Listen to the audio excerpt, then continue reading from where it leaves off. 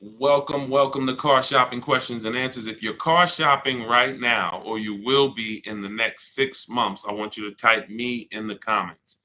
If you are car shopping right now, or you will be in the next 6 months, type me in the comments.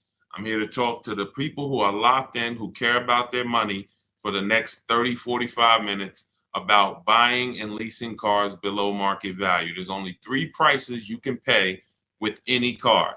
Market value, that's the price everyone pays. Negotiators pay market value. Above market value is people who just don't know how to negotiate at all, have no strategy. They're going to pay above market value. And then below market value. Below market value is reserved for the people with strategies, not negotiators. The reason we get below market deals is because we employ online strategies that are very easy to use, where we put dealers and banks against each other while we sit and relax at home.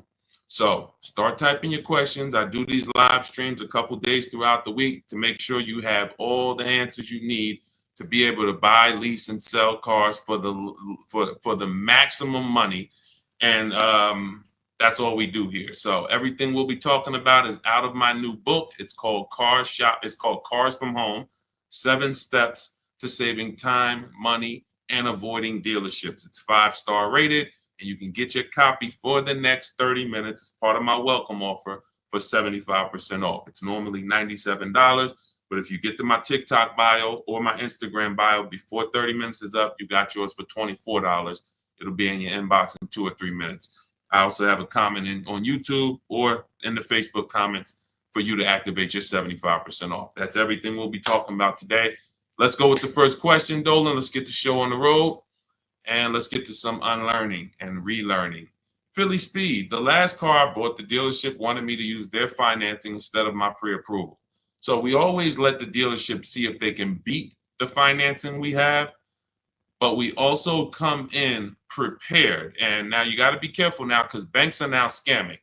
Banks are locking people in with hard credit pull pre-approvals. So they know that the people are hip to pre-approvals. And so I want you to pay very close attention to any company, dealership included, that tries to lock you in, because that's the exact opposite of what we do. We do not let banks and dealerships lock us in, because that prevents us from shopping their competition. And the way that you save the big money, not the hundreds, if you want to save the thousands, the 3,000s, the 5,000s, the 10,000s, and more, is you're putting dealers and banks against each other. That is the name of the game, and that allows you to save more money than you've ever saved without being you could be the world's worst negotiator. You could be a horrible negotiator, and putting dealers and banks against each other is going to be how you save more money than the best negotiator in the world. So we don't do pre-approvals unless they're soft credit pull. If they're soft credit pull, we'll use the pre-approval to budget, because the only purpose of a pre-approval is to budget. Who's a homeowner? Type me if you're a homeowner. You know you got a pre-approval, or you got pre-approved for your mortgage to budget. They told you, based on your credit, based on your income, you could afford this much house, 300,000, 400,000, 600,000. They told you this is what your interest rate would be. This is what your monthly mortgage payment would be with taxes and insurance. So the only purpose for pre-approvals is budgeting. So now, when you don't, the reason why I hate bad pre-approvals, in my book I call them restricted pre-approvals, is because, one, they're going to activate the rate shopping window. Thanks, Dawn. The rate shopping window is a period of time that the credit bureaus give you to let multiple banks and lenders access your credit with a hard pull to compete. So within a 14-day period, you can have 20 banks access your credit, give you their best rate, so that you know you got the best rate because you created competition. Now, once you activate the first hard pull, the clock starts ticking. The clock starts ticking. And when you start, even see, You think this is your bank. It's not your bank. You don't own it. We don't own these banks. These are for-profit companies. Just like somebody said to me the other day at the gym, hey, I went to my car dealer and they told me this. I said, you own a car dealership? He said, oh, no, no, no. I meant the dealership that sold me the car. Okay, use those words wisely because it's not your dealership and it's not your bank. These people would not even want to know you if you weren't giving them money. So now that you actually know the truth and you're aware of what that is, let's start putting these people against each other so you can find out that these people aren't truly your friend. So the way we do it, I have a strategy I call the bank bidding war. This is what the credit bureaus allow. Again, you can Google Experian rate shopping, and you'll see an entire blog post that Experian put together saying how they allow you to rate shop with the hard pull, and at the end of the window, as long as you have multiple lenders within that period of time, not multiple dealers, not dealers running your credit, lenders, independent lenders, banks, credit unions, you're fine. At the end of the window, it's going to weigh on your credit like one hard inquiry. So if one hard inquiry would have lowered your credit score 10 points, 20 hard inquiries are going to lower your credit score the same 10 points because they see you're shopping for your rate. You don't get penalized for being diligent. You get rewarded because they know if you're shopping for your rate, you care about the $2,000 and $3,000 and $5,000 in your loan that you could save by getting the best interest rate. So we do this after we find our car, Philly Speed, because once we find our car, first of all, let me say this one thing. We separate who we buy our car from who we get our loan from. These two different people, because whoever wins the bid gets our loan. Whoever wins the bid gets to sell us a car. It's not the same person. It's not the same companies. What's up, Sheila? Good to see you, Sheila. So this is so once we find the dealer who's going to sell us the car, they win the bid, used car, new car. We now lock that car up with a deposit. Now we come home, we do all our rate shopping online, banks, credit unions, online lenders. I have resources in my book where you have online credit unions. Let all these people compete. Then we call the dealer and we see if they can beat it. This is how we guarantee that we're not paying 7.2% interest when we could have been paying 5.9% interest. We're not paying 6.9 when we could have been paying 5.19. That's big money. And I know you haven't been taught that. You've been taught, oh, let me just focus on this, my monthly payment. That's one of the worst things you could do is being a payment shopper. Being a payment shopper, hey, give me the $400 a month for this car. We got a deal. That is one of the, and in fact, that's the first video I made on TikTok that really introduced me to the world. Is the worst thing you could do in a car dealership. Just say, get me to this payment, we got a deal. Payments they can manipulate. $400 a month on a loan is 5 years, $20,000 on a regular loan. There could be $30,000 on a lease, $35,000 depending on the car. On a lease, could be $18,000, $15,000 with bad credit. $400 a month. There's so many ways to get this $400 a month. So you don't want to be mixing these things. You want to separate your loan shopping from your car shopping. And it's easy when you're paying cash. Cash buyers don't make these mistakes. Cash buyers still overpay. They don't get, unless they're bidding, but they don't make the mistake of mixing their payments and thinking, wow, just because I got a good monthly payment means I got a good price on the car. Absolutely not. You could have a great monthly payment, but you paid a terrible price for the car. Two totally different things. That's why we separate them. Go ahead, Dolan. I see a lot of questions coming in. Let's go. We'll keep more coming. Let's go. You ever had bad? Okay, let's go to the next question. I don't even know what that means. I don't even know what that means. Go ahead, Dolan. Next question. Maybe there was a typo.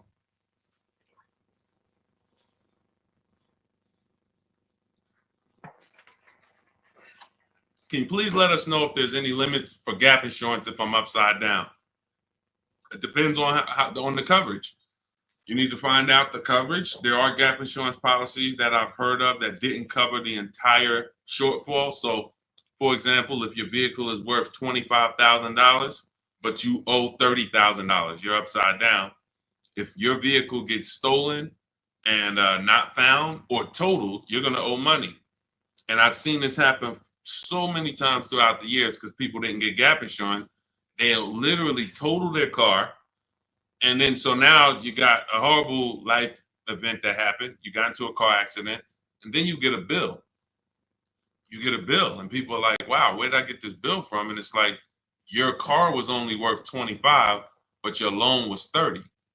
So if you're driving around in a car that does not have, that's not worth what you owe, but you don't have gap insurance, you're exposed. Something happens to that car, not only are you going to lose the car, you got a bill coming to you. So what I always say is, you got to know when you're upside down. You got to know when to get gap insurance. And you also have to know you don't have to buy it from the dealership. You can call your insurance company, see if they sell it. You can Google insurance companies that sell gap. Usually you can find it for a cheaper price than what the dealership is going to charge.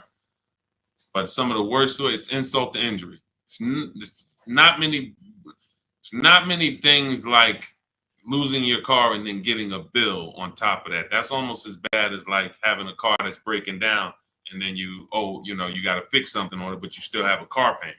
So the car doesn't drive, transmission's out, but you still got to make a payment every month. It's like, those are two of the toughest things. So know when you need gap insurance. Don't skip that. That's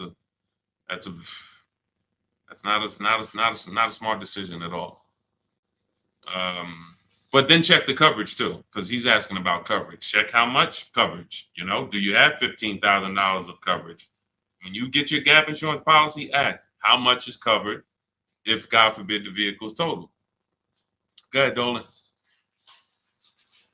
All right. Hey, what's up, MT? I'm in the market to lease my first Mercedes. I'm looking for an S580E.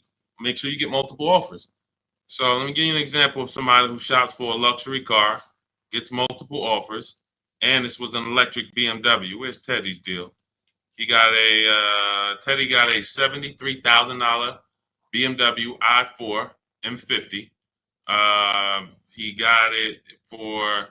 said he got 10 offers. Now, we use a process in my book, it's called the 25 to 5.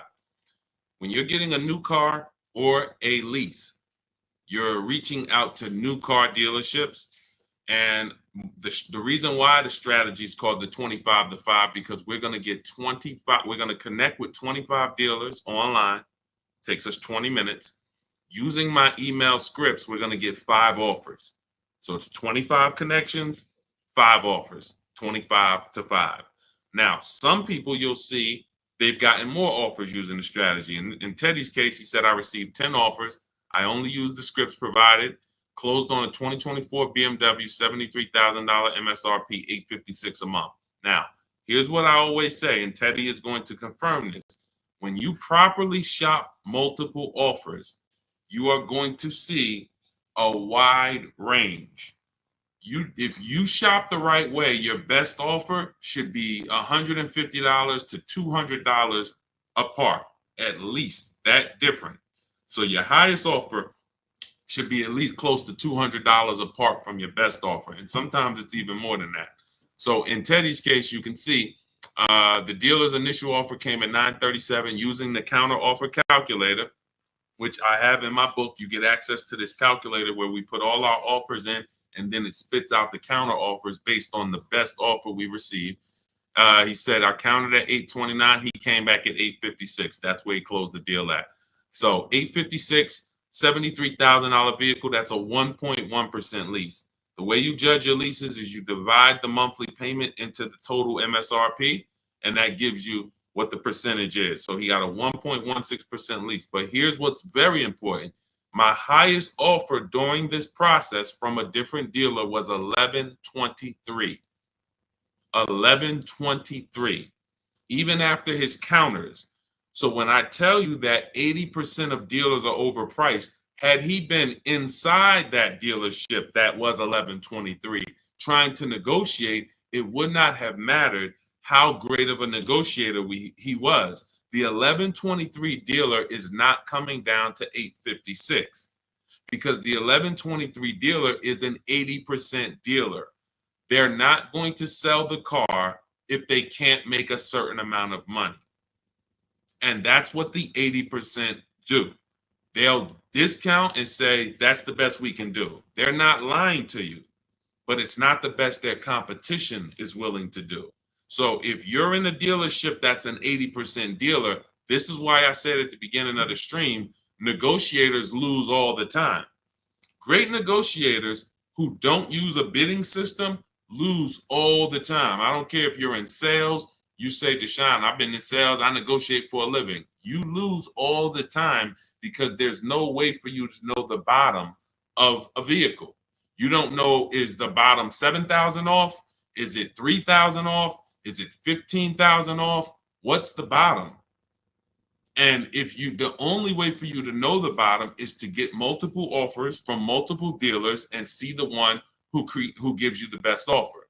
That's what confirms what the bottom is. So this is what you do. If you're talking about leasing an S580, this is what you do. You get multiple offers. On an S580 $100,000 car, you should see a $400 swing from your best offer to your worst offer. You might see $1,100 a month and you might see $1,500 a month from one dealer. That is from a different dealer. That's how different it is. Now, if you want to call around and try to get the quotes yourself by the phone, you can do that. We don't do that.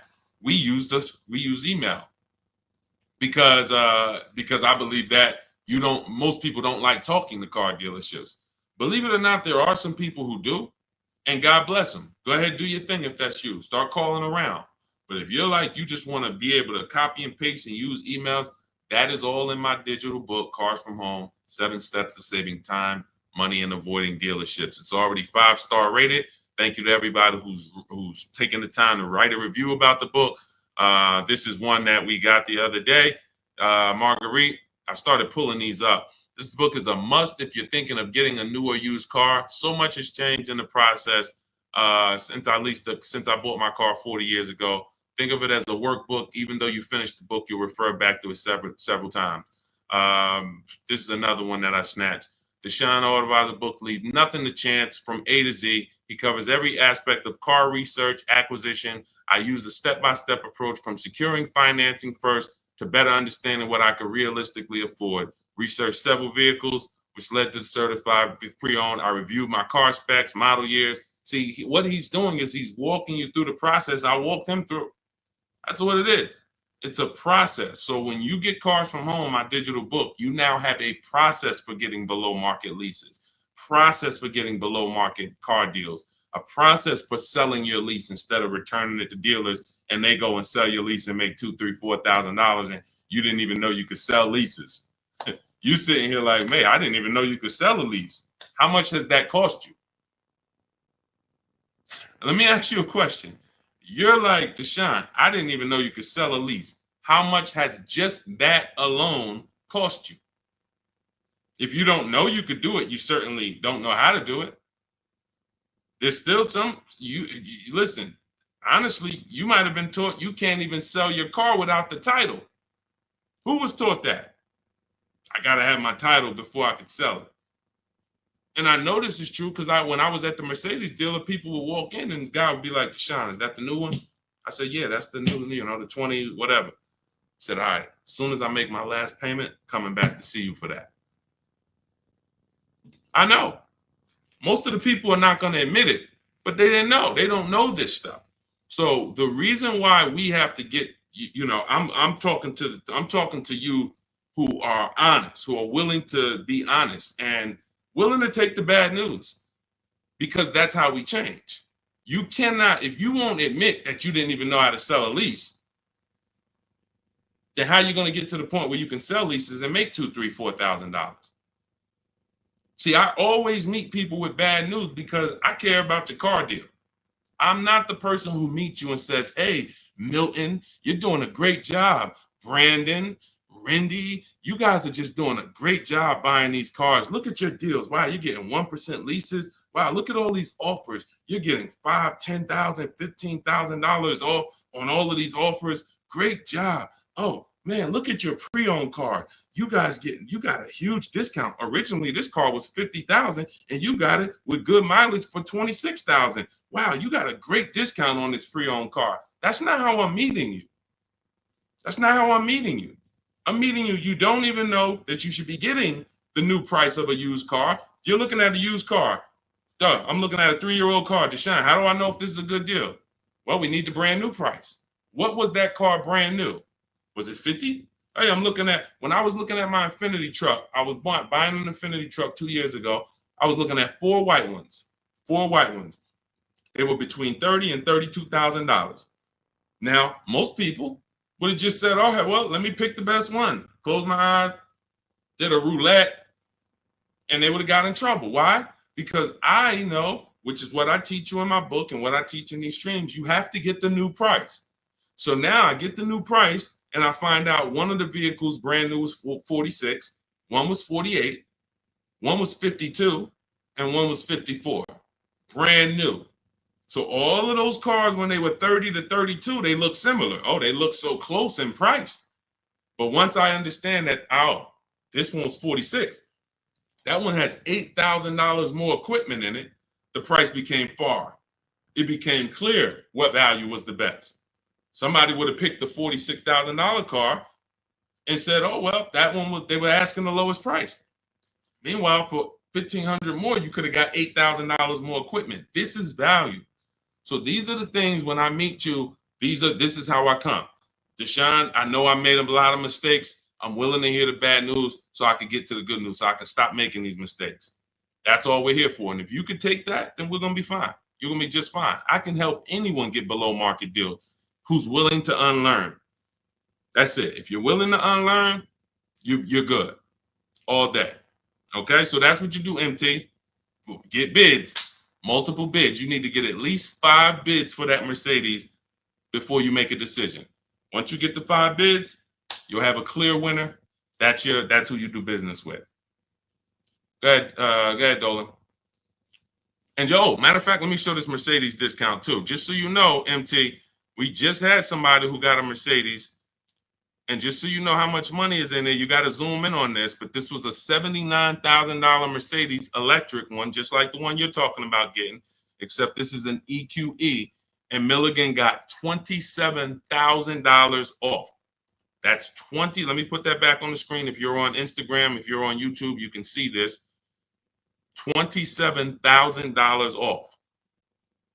So I don't want you going in there thinking that, hey, if I could get $5,000 off, that sounds like a deal to me. Well, unless you get multiple offers, or you could leave a lot of money on the table, you'll end up overpaying by like $15,000, $20,000 and never know it. Go ahead, Dolan, shoot that next one up.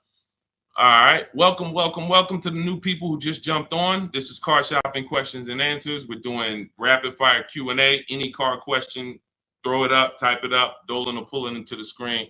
And shout out to the people who have liked the broadcast. Hit that like button. It means a lot. You make sure you run once you do that, you let the algorithm know we're talking big money over here. All right, ID Corals. What's the most discount seeing on a RAV4 Premium? You're feeling for the bottom. That's a losing strategy.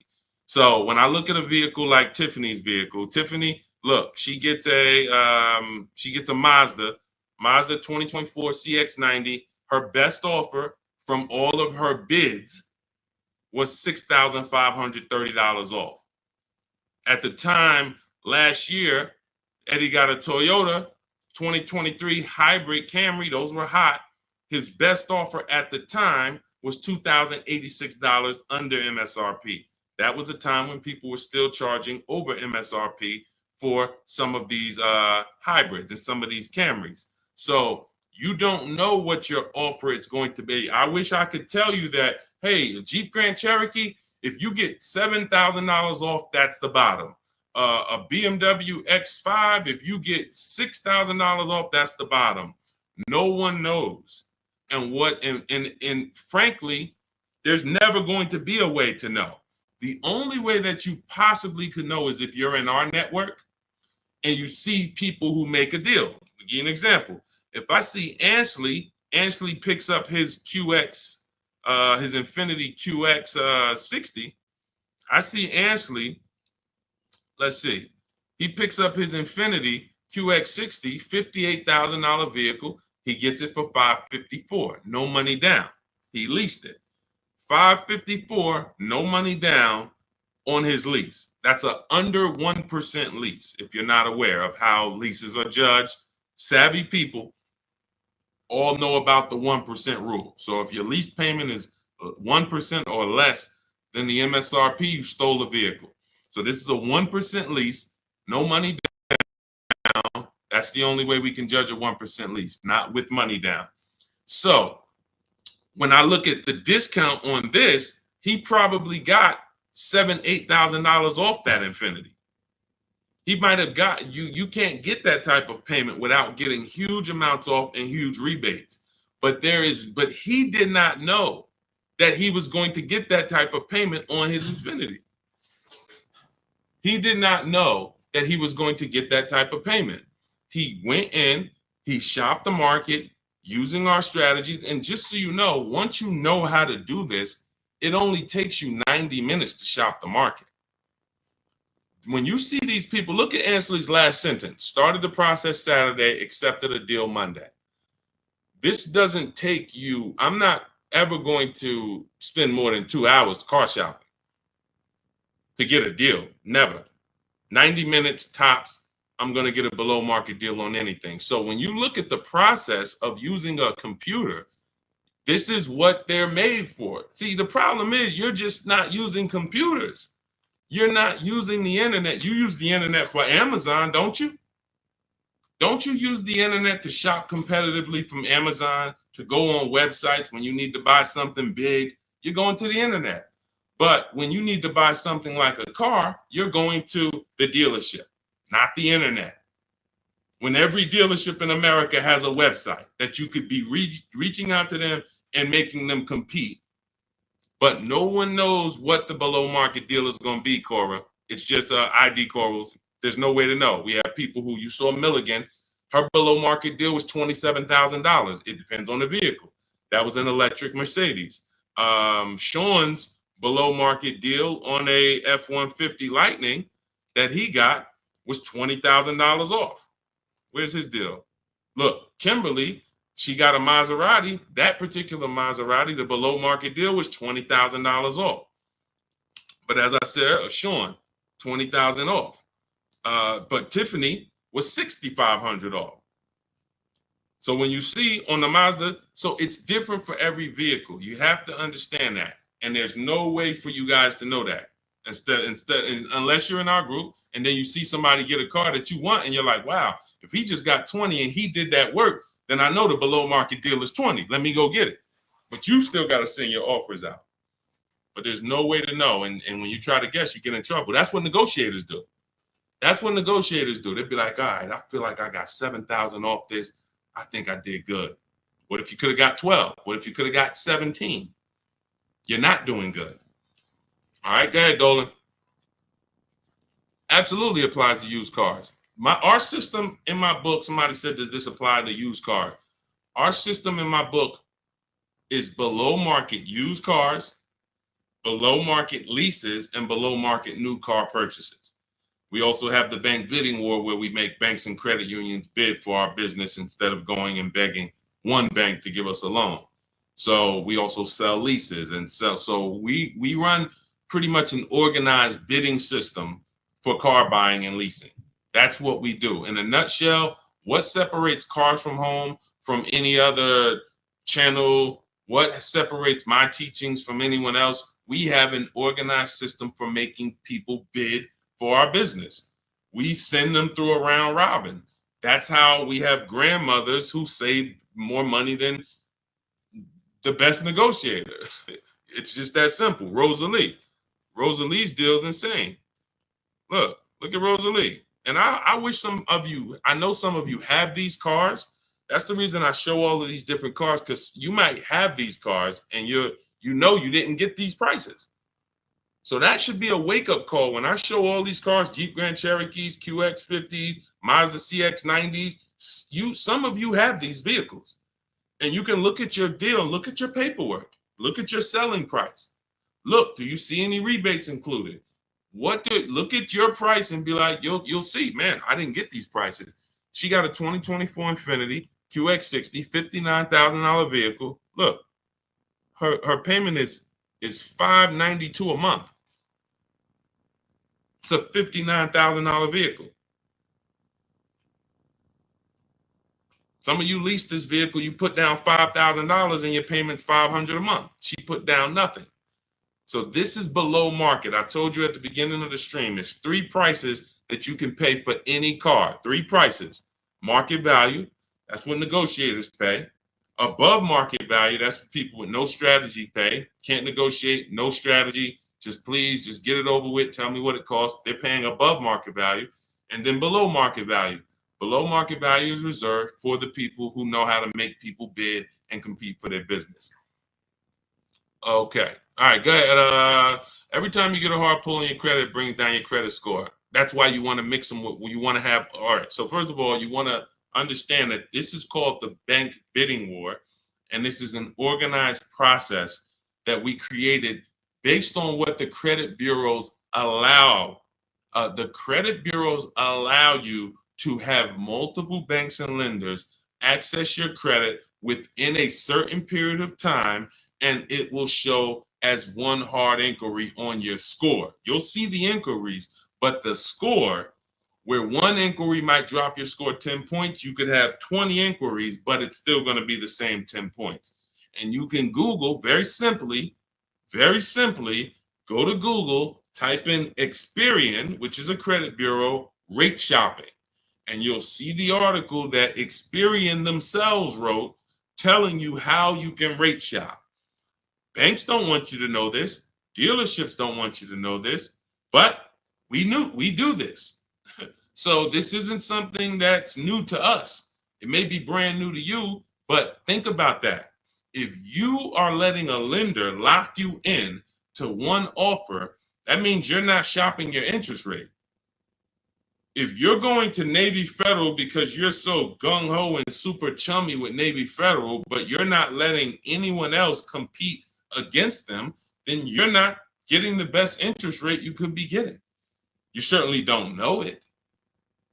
You think because, oh, Navy Federal, they're my credit union, they would never charge me a higher interest rate than someone else would. Who said that? Their goal is to make money. So we use a strategy that is allowed by the banks, by the credit union, by the credit bureaus, and most people don't know about it. That's fine. Most people don't know anything about what I'm talking about. So everything that we're talking about here, most people don't know about selling leases. Most people don't know about getting bids for their cars instead of trading. Most people don't know about sitting online and contacting 20 dealers to get a lease quote using online scripts, emailing only to get 5 offers. Most people don't know about anything we're talking about. Leasing, and how leasing saves you way more money than buying unless you keep your cars 8 years. If you keep your cars 8 years, then leasing doesn't save you more than buying. But if you don't keep your cars 8 years, leasing, getting below market lease deals like some of the ones you see that I've shown you, saves you way more, thousands more than buying. Most people don't know any of this. So it's not about that. It's about, will you know it, Dawn? I don't care about what most people know. I care about the people who are like, look, I want to know this. I want to know how to make sure I shop for my interest rate and don't let the dealer shop for it for me, or don't just let one bank give me their offer. No, it's too much money. You know the difference between, and I want to pull this up, the difference in interest between on a $40,000 loan, $40K loan, what's the difference in interest from, let's say, 5.9 to 7.9%? Because we're so busy talking about the money on the car, but we totally overlook the money in the loan. And we don't. So when in my process, those of you who have my book, you know the bank bidding war. You know we're taking shopping at home for our loan just as serious as we're taking getting the best price for our car. So look, on a loan period, 5-year loan, interest paid on a 5.9%, 5.9%, hold on, interest paid at 5.9 is 15.8, difference is 4,000, positive comparison, and interest cost $40,000 loan over 3 years and 5 years. $11,000 in interest? That can't be right. Interest paid is that can't be right. Hold on.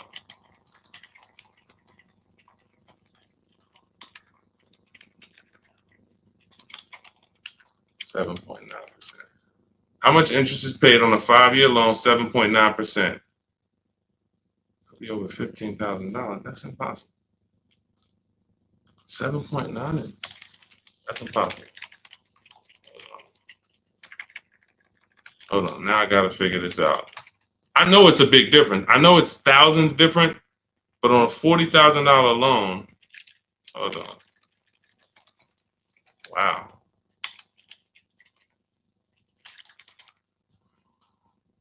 All right. So if I put in a $40,000 loan, 60 months, 7.9% interest, 0 down payment. Forget about sales tax. Let's see, calculate. All right. Principal, interest. Why is it not giving me? Here we go. Total loan interest is $8,500.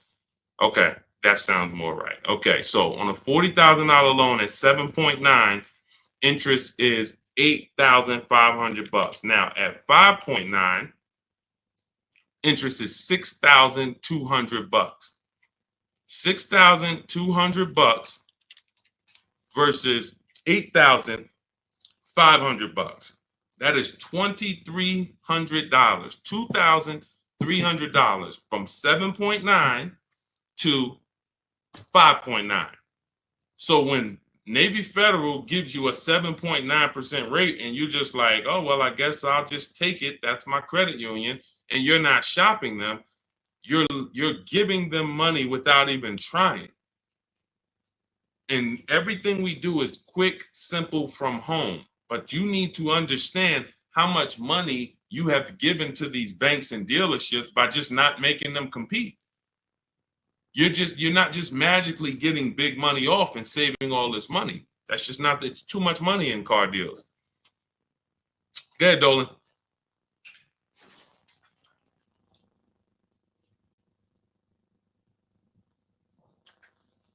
See, I see a lot in a lot of these questions. What I'm seeing is people trying to feel for the bottom.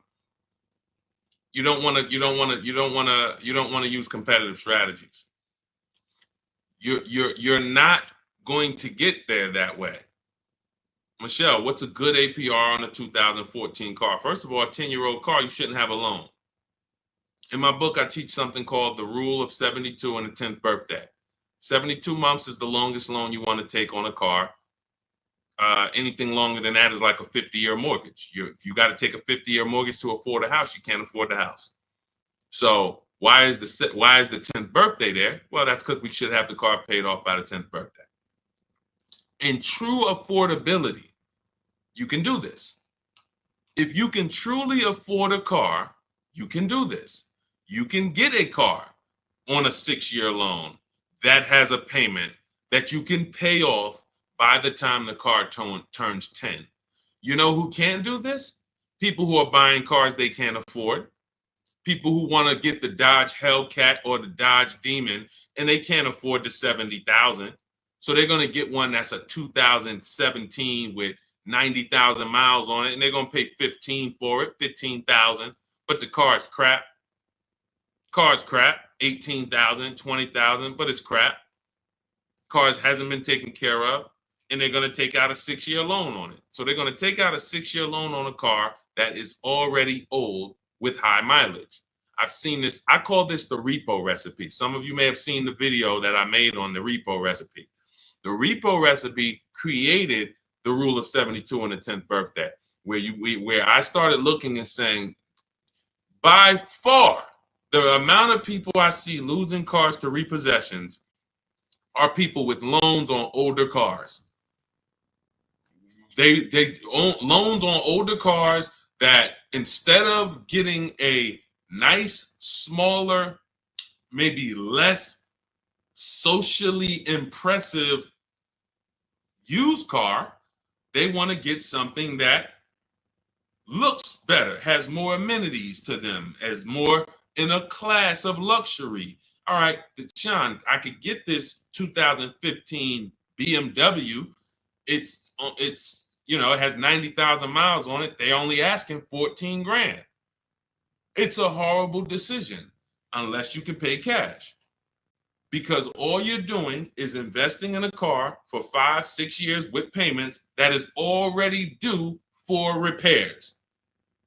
At 10 years old, the car you're asking about, Michelle, is already due for repairs. This is the age of the car. This is the age of the life cycle of the car where repairs should be normal. 10 years old, the car should be paid off. And every 2 years, you go to your mechanic. Hey, what does it need? They say, okay, hey, you got to put 1,000 into it. You got to put 800 into it. No problem. Here you go. Let me keep my car running. That's the age of repairs. But when you're starting a fresh loan on a car that is in the age of repairs, this is what I call the setup for the repo recipe, because you're going to now get this payment, $400 a month, $300 a month, $500 a month, whatever it is, and you now have a surprise. Hey, car's breaking down. Hey, what's this light flashing on my dashboard? Hey, what's this going on? What's this sound I'm hearing in the back? That's because you bought a car that is in the age of repair and you just bought it like it wasn't. See, if you drop cash on it, 15 grand, I don't got no problem with that. Because now you're going to say, all right, Deshone, I bought an older car, paid it off, but I'm going to put some money to the side just in case things go wrong. Perfect. But when you're making your car payment and you're paying your insurance and you're putting gas in the car and you have to do an oil change, and then something breaks and it costs you $2,000, you're gonna see the repo recipe, because you're gonna be like, wow. And God forbid something major happens, like the transmission goes, or a head gasket goes, or the engine goes. Oh, forget it. Now you're sitting there with a $400 payment on a 10-year-old car that literally you still owe $16,000 on, and it doesn't even drive. You need an engine. Happens all the time. I've been seeing it happen since 2006 when I got in the car business. And what's the reason? Older cars, long loans. Let's get these older cars, instead of being frugal and saying, all right, I could afford $300 a month. Let me go get an inexpensive, smaller used car that I can get something that's 5 or 6 years old, where it'll take care of me. It's not going to have all the bells and whistles because I don't have the budget for that, but it is going to be dependable. It is going to get me from point A to point B. It will allow me, it won't surprise me. I'm not going to come out one day to go to work and the car is broken down on me. Now I'm calling out of work and I got to call a tow truck and all of this stuff you're going to have with this 2014. So these are the things that I speak to my family about, to my friends when I was in the car business. These are the things that I would speak to people about, Michelle. A loan on a 2014 is a horrible idea. I can't even tell you what a good APR would be, but if you had said what's a good APR on a 2020, I can tell you we need to bid that out. We don't know what a good APR is. Is it 5? Is it 4.9? Do they have a special interest rate, 1.9? What's the best we're going to get? We're going to put it through a bank bidding war process, and we'll see. That's it. But a 2014, that's just too old of a car to have a loan on. Go ahead, Dolan. Everything I'm teaching is inside my new digital book. If you want the entire blueprint of everything that people like Pierre have used, people like Zafrina have used to get these below market deals, Teddy, people like Jared, look, Greg, some of you know Greg, he got his EV6 Kia, $56,000 vehicle, $527 a month. Everything that these guys have used and girls have used to get these below market deals is in my new digital book. And you can have it for 75% off. That's my welcome offer, but it's only for 30 minutes. After 30 minutes, it goes back up to $97. So if you want yours for $24, head to my TikTok bio now or my Instagram bio, click the website link there, and then click the button that says 75% off new book. Get there before the timer so you can get your $24 book instead of a $97 book, even though it's worth it at $97. And if you're on YouTube, I have a comment for you, a link for you in the chat, and then I have a link for you guys on Facebook. But that's for those who want the blueprint. It'll be there. And make sure when you get your book, you screenshot the thank you page, because it has my support team's email on there, just in case you type your email wrong. Want to make sure you can reach out to support to get your book. Go ahead, Dolan. Does your book go into detail about cash purchases? Cash is simple. It's just simple. You're using one step of the bidding process. If you don't have a car to replace, then you're using one step. If you have a car to replace, then you still be doing the equity assessment to sell your old car. You just wouldn't need the bank bidding war because you're not financing. But for sure, if you use you'd be using the same process that Milligan used. Milligan used to save $27,000 off her car. Pierre, he got his pre-owned Mazda. He got 20% off certified pre-owned CX5. Used the perfect budget calculator. Spotted this best deal of similar listings, and then he knows how to get the original price to make sure that he got the biggest discount from the new version. Somebody like Vincent. Vincent gets a Lincoln. He wanted to get, what I like about Vincent is he got more discount than he went in to get. I can't even see all of these people. Here we go. Vincent, he said, I bought a 3-year-old Lincoln Corsair, under 45,000 miles. He targeted to get 30 to 35% off original MSRP using the multiple marketplace strategy in my book. He got a 43% off MSRP, original MSRP. See, that original MSRP, that's different language. That's language that you should be using when you buy a pre-owned car. There's no pre-owned car that you should be buying from this day forward and the original MSRP is not in your language. It just makes no sense. How do you know what the price is if the price you're paying is good or not? What are you basing it off of? Market value? What the other ones are listed at all? That doesn't matter. What matters is how much was that car originally? 60,000? Okay, now they're offering it for 30. It's 50% off. How much was this car originally? 52? Now they're offering it for 30. Okay, what's the better discount? That's what matters with a used car when it comes to getting the best price. Now, that has nothing to do with getting a quality car. We have different steps we take to get a quality car. You got to get it. You have to check the Carfax. You have to look at the title. We don't want salvage title. We don't want frame damage. We don't want rebuilt titles. We don't want rentals. So you're checking the title. We're looking at accident history. We're looking at service records. We're checking to make sure that there's no bad data on that vehicle. It doesn't have electric problems, doesn't have software problems. We do all of this in literally 15 minutes. That's our steps for making sure we don't get a bad used car. But when it comes to pricing, you must know the original MSRP or you can't, nothing else matters when it comes to used car pricing. So that's all in my new book. Grab your copy. You'll have the entire blueprint for how we do this. Go ahead, Dolan.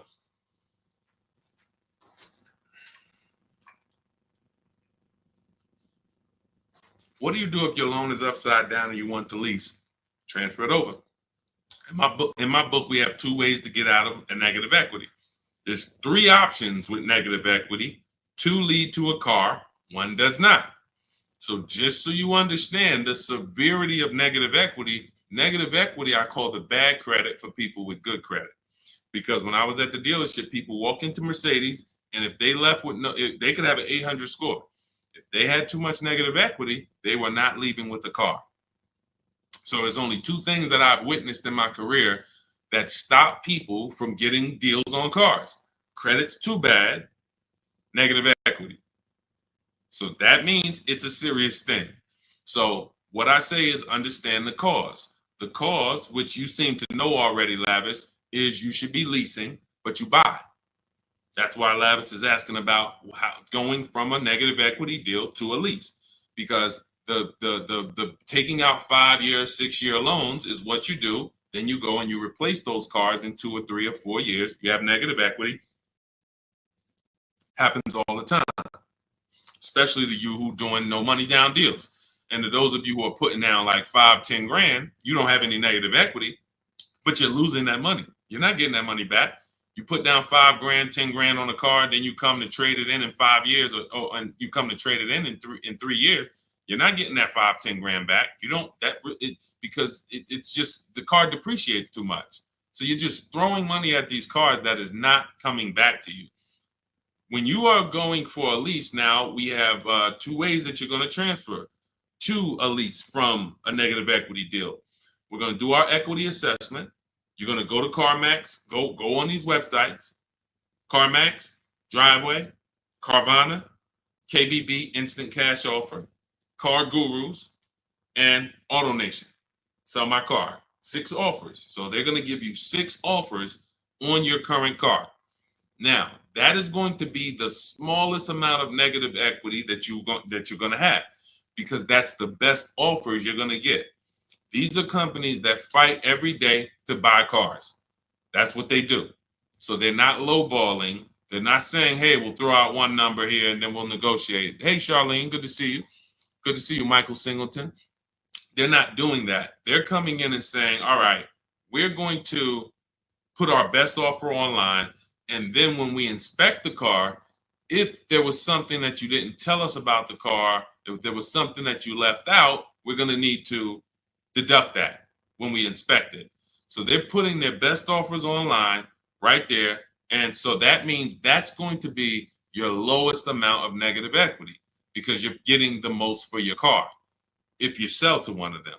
So let's say your highest offer comes from a Car Guru's dealer who wants to buy your car for $19,000. Let's say you owe 21. You owe 21, they want to buy it for 19. Hey, Steve Long, what's going on? Good to see you. What should you do? You should pay the difference, because when you pay the difference, you're closing the deal with the least amount of negative equity. That's what you want.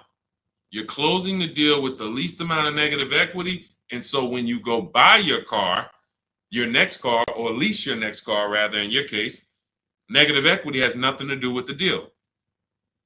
So that's what you would prefer to do. Pay the difference and then go out and get bids for your lease and then do a clean deal. But now let's say, they offer you 19 and you owe 29. So you are now $10,000 upside down. You can't pay the difference. I don't have 10 grand to pay the difference. Okay. Now what you have to do is you have to transfer that negative equity to your next deal, which means you have to trade your car in. And we don't trade. We don't like trading because you can't get bids. What's up, Dion? Good to see you. You can't get bids. The reason why when y'all hear me say trading is a curse word is because you don't get the money your car is worth trading it. You don't get the money anything is worth trading it. So now you've bought this car, you found this deal, but now you have to go to the dealer and say, all right, I need you to take a look at my car. Now, what happens if Carvana offered you 19, but this dealer can only pay 17? It's just all they can pay. They can't match that offer. So you're going to have more negative equity in most cases when you have to do this. So, but that's okay. If you can't pay the difference, this is your only option. Now, it's very important for those of you who are trying to do negative equity trades and then go into a lease that you understand loan to value ratios, because that's what's stopping you from getting your deals. When you go to buy a car, the bank usually gives you 20% above the value of the car. That's the max the bank is going to really give a person with good credit. Sometimes a little more, but we'll use that it could go to 25%. Ridiculous banks will go to 30%, but 20% is really benchmark. So if the car you're buying is 40, the bank is going to lend you max 48,000. That's 20%. So no dealer, no bank. What's up, Benito? Nobody can get $50,000 approved on that $40,000 car. So when you buy your car, you're trying to buy the car, put the taxes in, put the fees in, and then throw the negative equity in. So the car was 40. Next thing you know, you're at 52, and you want to do a no money down deal. And you're wondering why you can't do a no money down deal, because the bank is saying we're not going to lend 52 on a $40,000 car. That's when they come to you and they'll say, hey, you got to put money down. Can you come up with $5 grand? Because we can't get the bank to approve it. It's loan to value. Now, also, what you need to keep in mind is when you can get big discounts off the vehicles, you can actually bring over more negative equity. When you look at Sean saved 20 grand off his vehicle. If he had to throw 7 grand negative equity on there, he could do it. If you had to throw it, honestly, he got a $20,000 discount. If he had to throw 20 grand of negative equity on here, he could do it. Payment's going to be high, but he could do it. It wouldn't affect the loan to value ratios because he got a huge discount off the vehicle. We talked about Tiffany. She got $6,500 off of her vehicle, her Mazda CX-90. If she wanted to slap $7,000 of negative equity on top of this deal, she could do it because she got a big discount. And the bank says, well, we're basing the loan off 44, not the fact you bought it for 36, 38. You got a big discount, but that we don't care about that. We're looking at 44 and we'll lend up to 51 or whatever. So if she gets $7,000 off and she wants to throw $7,000 negative equity, the bank's going to say that's fine, no problem. So it has a lot. It has a lot to do with how much negative equity you have, and also what is the vehicle you're getting and how much discount did you get off that vehicle. That's what matters. So make sure you understand what's causing negative equity, which is for you. So because, like I said, Lavish seems to understand she's going into a lease, but the cause for negative equity is buying cars when you should be leasing. Very simple. Yeah, Bella, that's a $7,500 rebate, and that's not the only thing you should be thinking about. Like you want to look at what discount can you get in addition to the $7,500 rebate. That's how we have people that are saving, $15,000, $10,000, $20,000. They're getting the rebates for the electric vehicles, but they're also getting huge discounts from the dealers that are winning the bid. Go ahead, Dolan, shoot the next one out. Okay, all of this is in my new digital book. It's called Cars from Home, 7 Steps to Saving Time, Money, and Avoiding Dealerships. This is the blueprint. This is 14 years of car business experience with Mercedes, with General Motors, and running my own brokerage and teaching thousands of people online how to get these below market deals and using a system. We don't wing it. It's not an accident. It's not like, oh, I hope this works. This is a particular set of things you do online to make dealers and banks bid, and success is guaranteed. If you trust my process and forget about your old way of no process, you will be fine. The success is guaranteed. So as part of my welcome offer, you can get the book for 75% off. It's normally $97 because it's worth every penny. I didn't want to price the book like it was a regular book because it's not. So it's normally $97, but for 30 minutes, you can get your copy for 75% off as long as you get to my TikTok bio, click the picture of me before 30 minutes is up. The welcome offer is only 30 minutes, then the price goes back up to $97. So you can go to my TikTok bio, go to my Instagram bio, click the website. You can go to the comment section on YouTube or the comment section on Facebook. Click the link and get your 75% off. But make sure when you get your book, you screenshot the thank you page, because it has the link right there to open the book. And then I also email you a copy, but sometimes you'll type your email in incorrectly and we can't email it. So you'll have my support team's email just in case. Is Capital One a good option to finance a car? We get bids. We spent a lot of time. You must have just jumped on, Jen. We get bids. There is no bank that is giving you the lowest rate. If a bank always gave you the lowest rate, they would be out of business. So when we consider what lenders, why do you think there's people in the money business? There are people in the money business. They don't care if you buy a car. I see you, Genome Hamilton. We'll get to you. Get that question from Genome on Facebook, Dolan, next. So why do you think there's people who are in the loan business? They don't sell cars. Banks don't sell cars, they sell money. So when you just see the overpaying, I told you guys, it's 3 prices you can pay for anything you get: market value, above market value, below market value. That means you can get a market value loan. That's the average. You can get an above market value loan, which is above average, 2-3 points higher than what you could have got just because you were lazy. Now you're paying not 8.2%, but you should have been paying 5.7%. But you just didn't bother. You just said, okay, I guess this is it. But below market deals come from competitive offers called bids.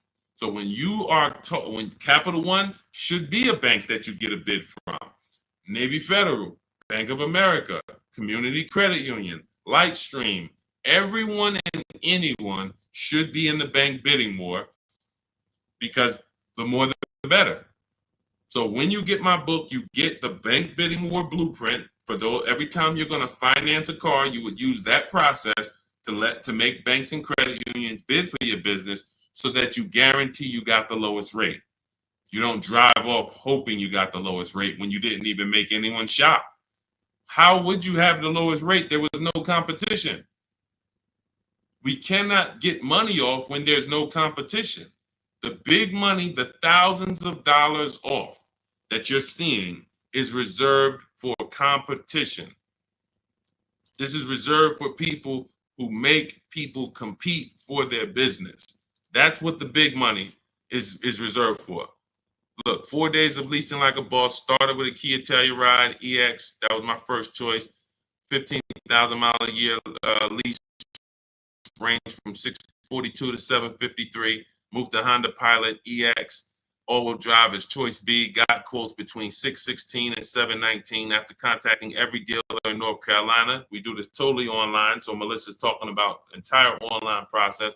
The dealer I ended up leasing from originally quoted me 719, came down to 616 in 3 days, 0 at signing, 0.13% lease. This is what it's about. Competition. She knows she got the best price. You can't go to her and be like, Melissa, you think you could have did a little better? She's going to be like, look at all the offers I got. Do you think I could have did better? You're going to look and say, no way. See, competition is what gives you the peace of mind. Every time you buy a car, why don't you have peace of mind? Why are you driving away hoping? Driving away, oh man, you think we did all right? Should we have gotten tried to get more for the trade in? Shoot, we ended up putting 3,000 down. We only wanted to put 1,500 down. This is how you're leaving the dealership. Why? Because you're not making people compete.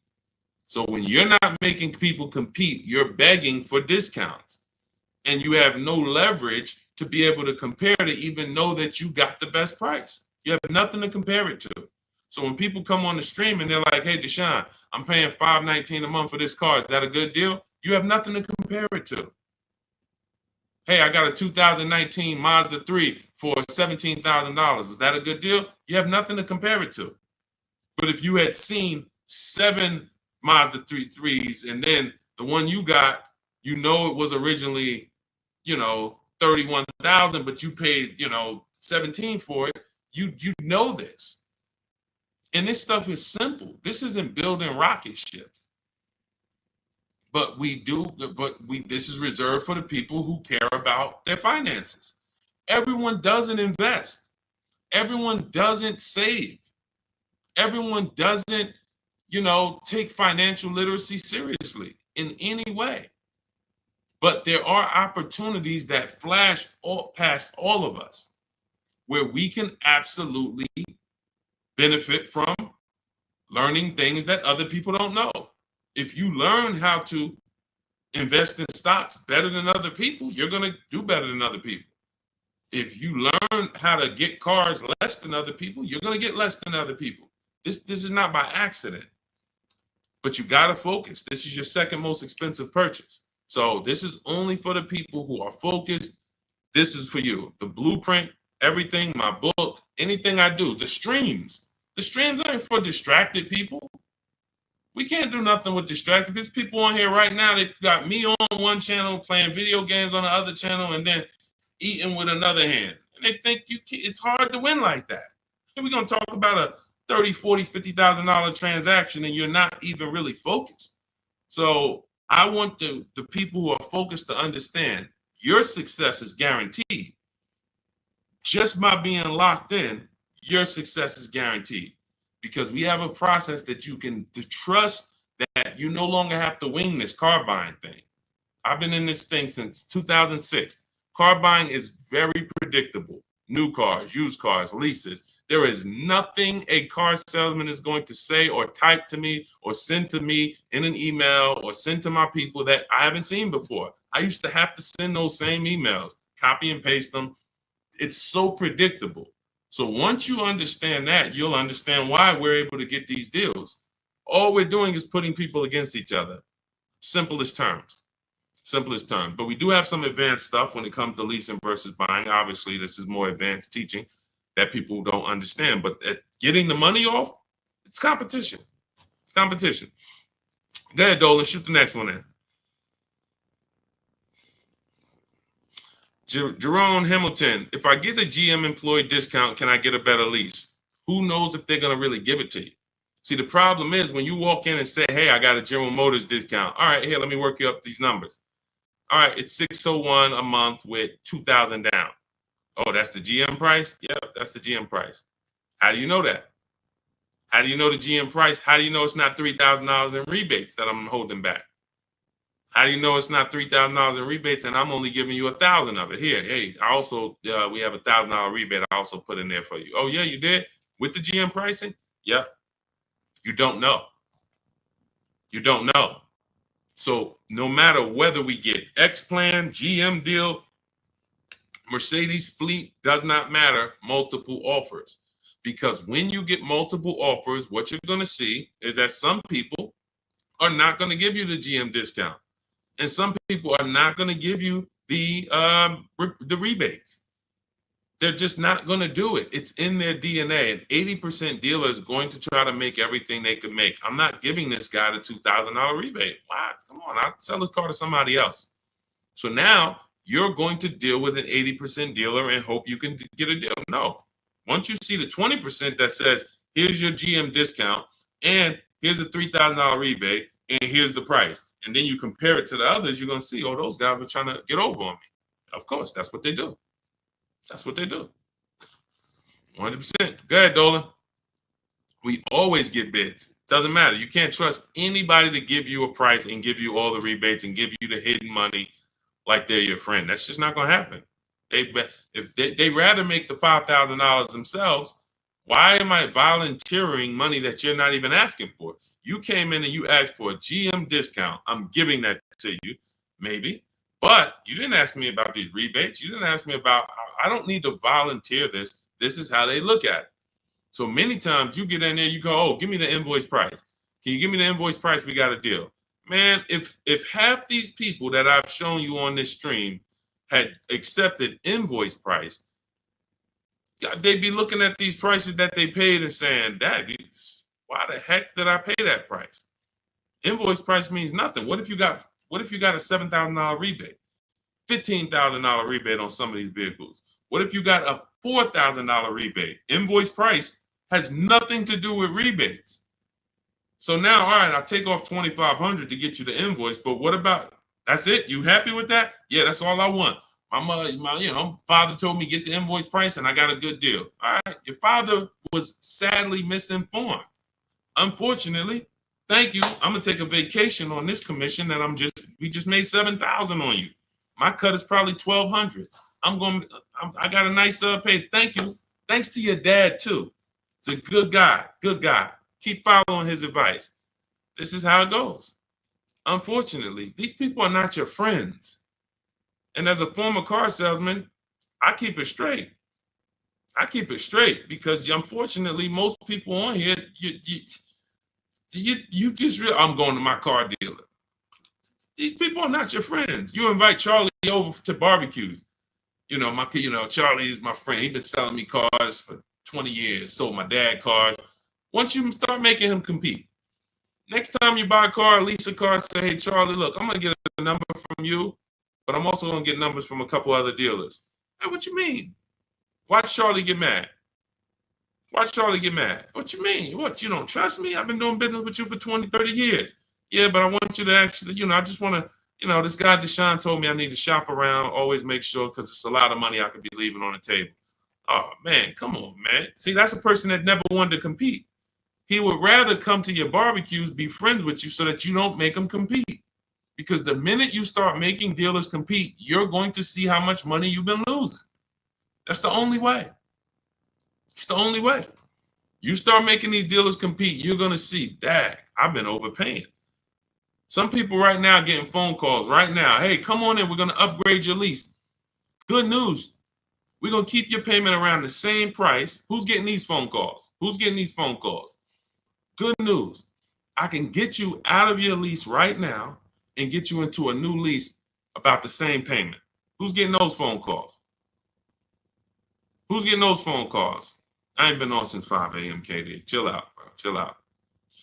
Who's getting those phone calls? Right? Hey, come on in. I could get good news. I could get you in the brand new 2025.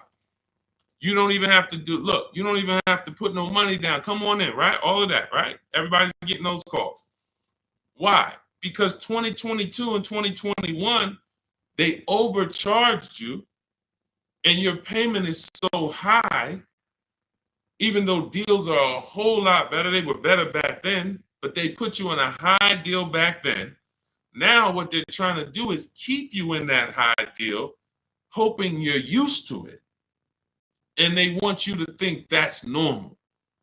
They want you to think, hey, Mr. Hayes, yes, you've been paying $750 a month since 2022. Good news. The market is all bad. The market's bad, right? Oh, yeah, I'm hearing that. Thank you. Thank you. I'm glad you're aware. Now, see, you say stuff, you don't even realize you say stuff that helps them make more money. That's why we don't talk in my system. There's no talking. But when you say, a lot of my friends been saying, man, these prices been high. I don't even know if they ever gonna come down. Yes, thank you. You're right. You're so right. We say the same thing in here every day, Mr. Hayes. But the good news is this. I can actually get you in a new vehicle and keep your payment around the same price as your old 2022. Oh, yeah, you can do that? Yeah. Man, well, I really like to come down. Yeah, but listen, things have not, interest rates are high, right? Have you been following interest rates? Yeah, I have been seeing that they're high and they've been high for a minute. Yeah, so that's all affecting the prices we can offer now. But, normally your price will go up by about $120. Normally you go into the 2025, but, I see you bought a car in the past and I was able to pull some strings, work with my manager, and we can get you on a new one, keep your price around the same. Okay, all right. When can I see it? Come on down. When can it come down? That price should be dropping from $750 to like $520 because the market is entirely different. There's been great deals out here since the daggone pandemic. It's been great deals. During the pandemic, we helped Bonita. Bonita got her Telluride. She got it for $600 a month during the pandemic. That's why I always show her deals. $600 a month. People are leasing these for $800 a month, $900 a month during the pandemic. This was 2022 when people were leaving out of the dealerships with axes in their heads. Couldn't believe how high they were paying. She believed $600 a month, her dream vehicle. So these deals have been out here. Look, Greg made this deal. Look, we've been making deals, below market deals. Look at Danielle. $44,000 vehicle, $550 a month, no money down. Charles, Palisade, $48,000 vehicle, $597 a month. Hyundai Palisade, top 5 SUVs in the market the last 3 years. So the people who tell you there's no deals, they don't know how to get them. So yes, when you go into, when you don't have strategy, I told y'all, I've said it, I think 3 times, maybe 4 on this stream. There's only 3 prices you can pay. Market value, that's what all the negotiators are going to pay. They think they did well. All they did is pay the average price of a negotiator. Now you got above market value. That's for the people who can't negotiate. You don't like negotiating. You're not good at it. You just close your eyes and hope that it works out for you. You're paying above market value. And then below market value, which is what you see these people pay because they're not negotiators. They make people bid. And when you make people bid, You don't have to be a negotiator. If someone comes in to fix, you want to get your kitchen redone, and they tell you, okay, it's going to be $50,000. Yeah, hey, is that your best price? All right, yeah, all right, because I'm going to have 3 or 4 other people come in and get a number too. Okay, well, I might be able to get you from like 50 down to like 45. Okay, it's all right. I'm going to have another person come. Another person says, I could do it for 41. Another person says, I could do it for 60. Okay, another person, I could do it for 42. Now you're creating competition, and all of them you tell, hey, I'm getting multiple bids, and they're going to give you their best offer. Doesn't mean they're going to win, but when they know you are getting other prices, they're going to give you their best offer. And that's what I tell you. When people say that's our best offer, Mr. Nunn, that's my best offer, Mr. Henderson, they're not lying to you. That's their best offer. They're not going any lower because they want to make a lot of money. Look, man, I'm making $6,000 on this car. If I can't make it, I'll sell it to someone else. I'll sell it to someone else. I don't need to sell. That's how the 80% of dealers think. You expect the incentive to get a lot better the next few months, especially Ram. What are the incentives now? Unless you can tell me that you shop multiple dealers for Rams and you can show me 5 different offers you've gotten on a Ram, you don't know what the incentives are now. How can we wonder if stuff's going to be better? What are you comparing it to? You went into one dealer, Dodge dealer, hey, how much is this Ram? They told you and you're like, oh, well, that's expensive. 80% dealer.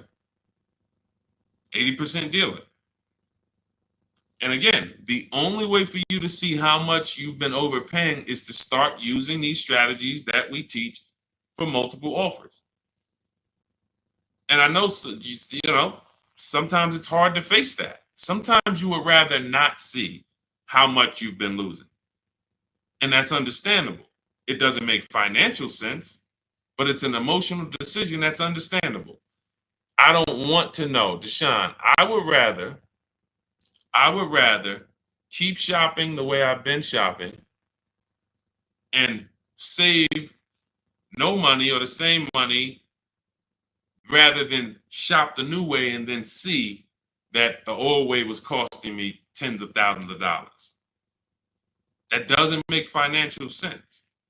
But the people when you ask, are the incentives good? You got to know what the incentives are now. That means we run the market. When I was shopping for my mother a couple years ago, I ran all the offers on a Mazda CX-5 for her in October. I didn't like the deals. I didn't like the lease offers. I contacted them again in November, emailed them all again. Hey, what do we look like in November? Didn't like the deals. Emailed them one more time in December.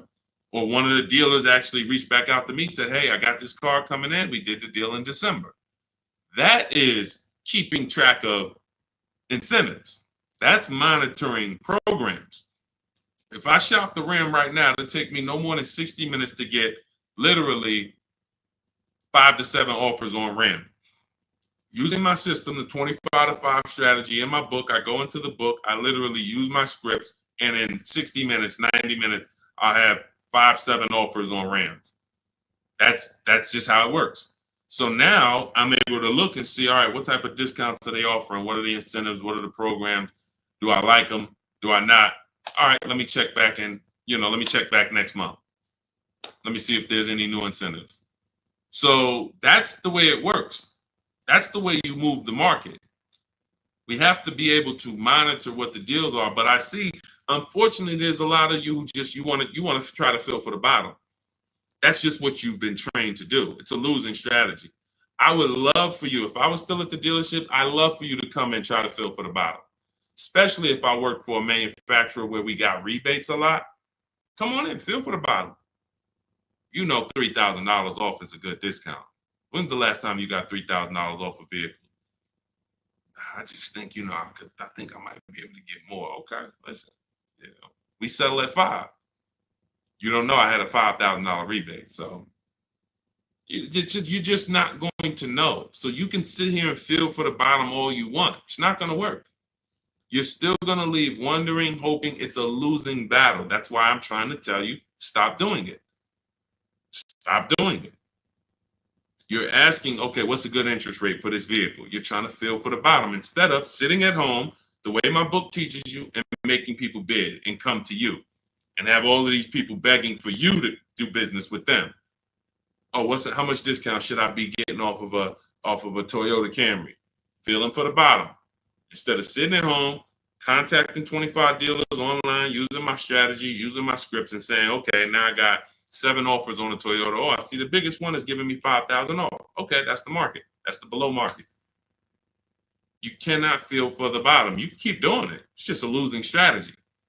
You're never going to get the discount, the maximum discounts, feeling for the bottom, walking into a dealer. It's just never going to happen.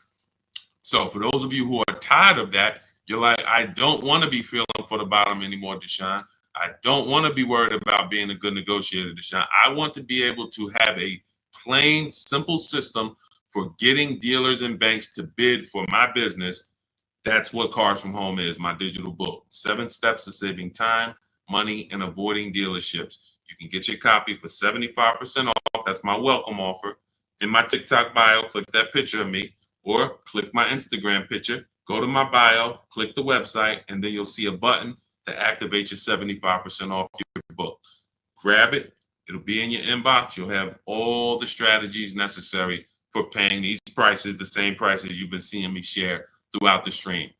Or if you're on YouTube, I have a link for you in the comments. If you're on Facebook, I have a link in the comments for you. Grab your book, use it, and shop empowered.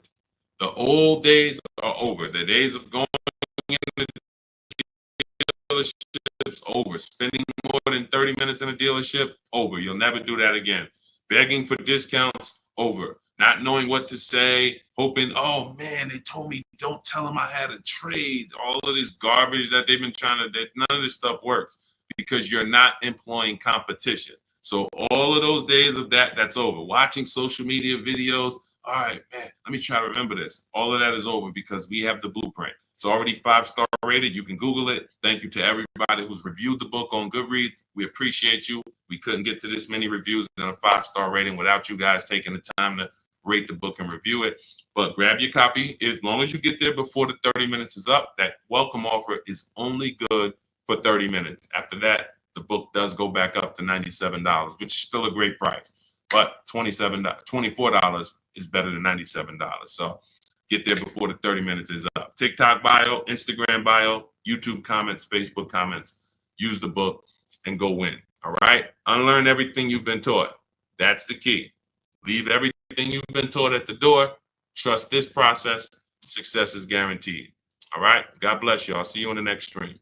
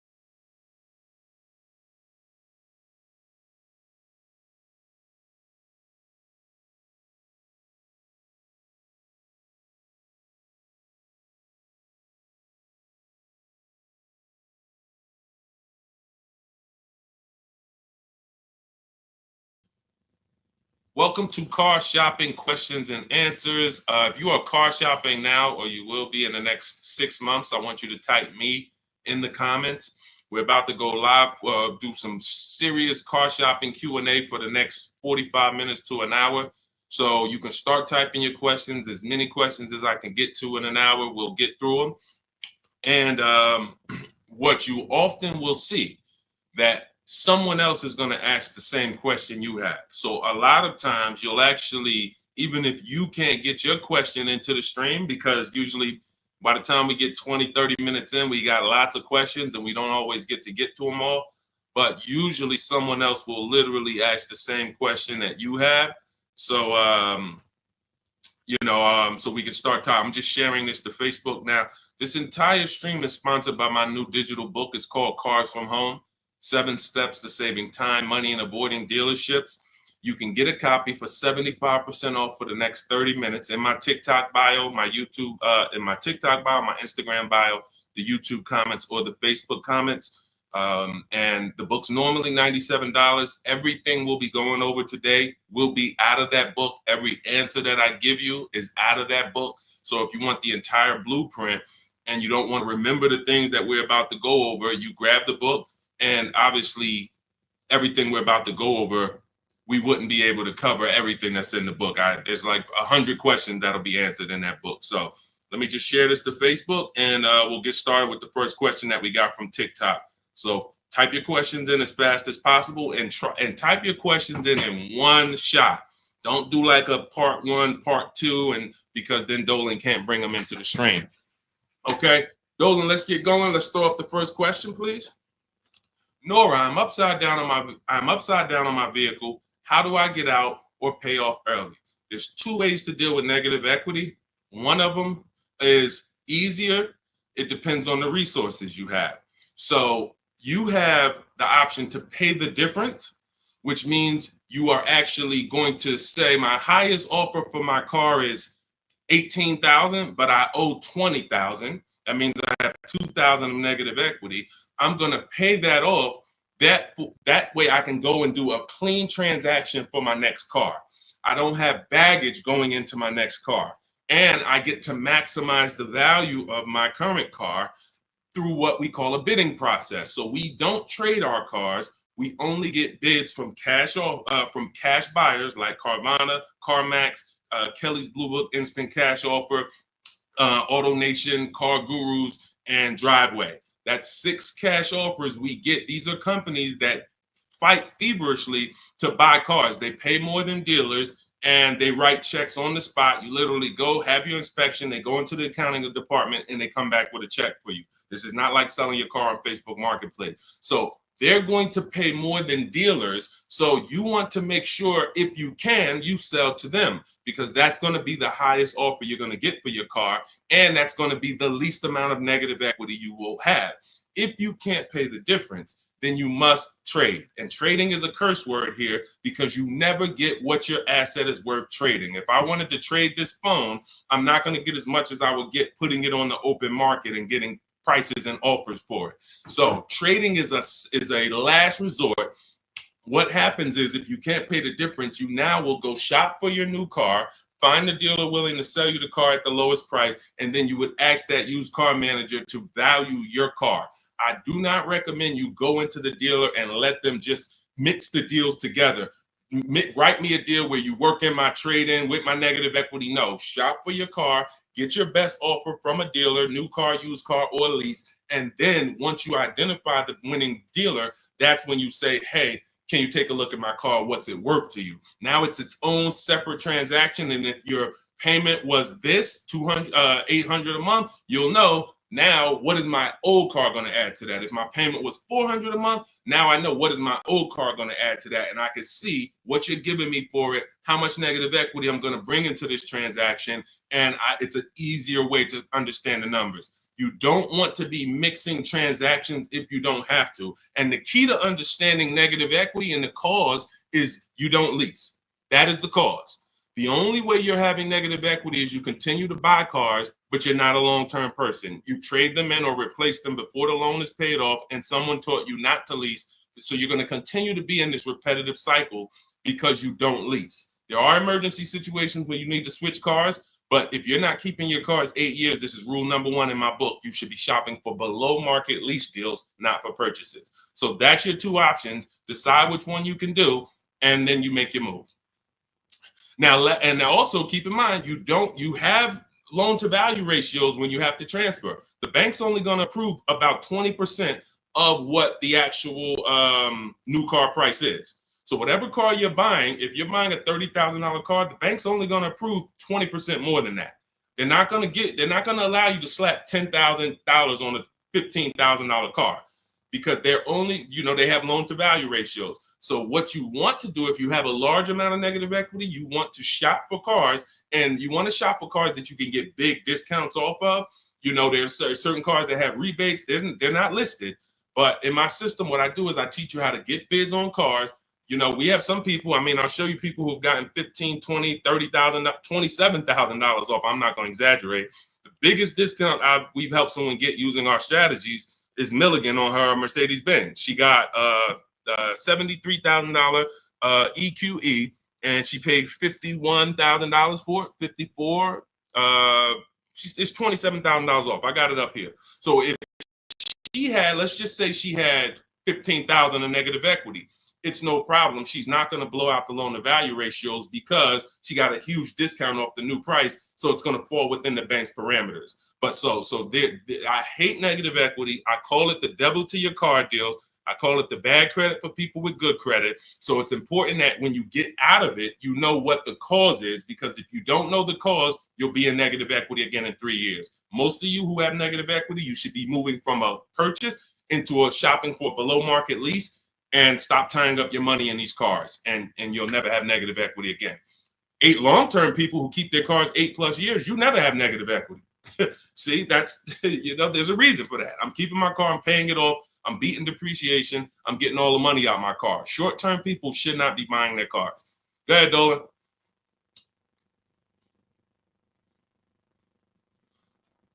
All right, keep typing your questions, y'all. We'll get to as many questions as we can in 45 minutes. Now, let me just actually say this. We have a 7-step process. Everything in my system is 7 steps. We don't go, see, a lot of times you don't understand what you should be doing first. Should I be focusing on my old car, my trade-in, shopping for a car first? What should I be doing first? So we have a system that you actually now have a process. It's 7 steps. First step is the most important question. That's leasing versus buying.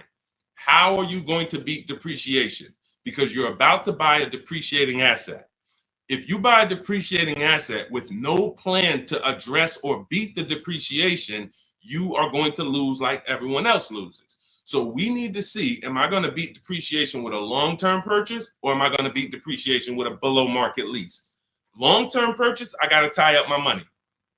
My money's going to be in the car 3 years, 5 years, 6 years, but over time, the depreciation is going to cool off. I'm going to have a vehicle that doesn't depreciate much. Who has a vehicle that they've had for more than 10 years? Type the number of years you've had it in the comments. If you had a vehicle for 10 years, type 10, 12, even if you had it for more than 8. Let's go 8 because it's called the 8-year rule. If you've had it for more than 8, type the number of years that you've had your vehicle in the comments. Let's see how many long-term people we truly have, because not a lot of people are long-term. Like every time I ask this question, we don't get a lot of people that's like, yeah, 8 years, 10 years, 12 years, 15 years. Look, we don't have many people that can say they even have a car on here that they've had for more than 10 years, more than 8 years. But you're tying up all this money in these cars, and then you're going and you're replacing them in 5 years and 6 years. And look, Sharon, 14 years. God bless you, Sharon. That's a long-term person. Look, Ray Johnson, 9 years. That's a long-term person. So they don't have to worry about depreciation. Their car right now is worth the same amount it'll be worth about a year from now. If Ray's car is worth $9,000, a year from now, it's going to be close to 9. He's beat depreciation. So if you're not buying cars to beat depreciation, you shouldn't be buying them, because you're not going to beat depreciation in the short term. You can't. It's impossible. The only way to beat depreciation as a short-term buyer is to get below market leases, because you're never tying up your money in that car. Not regular leases, below market leases. Big difference. Go ahead, Dolan. I see we had a question come from TikTok. Let's throw them up.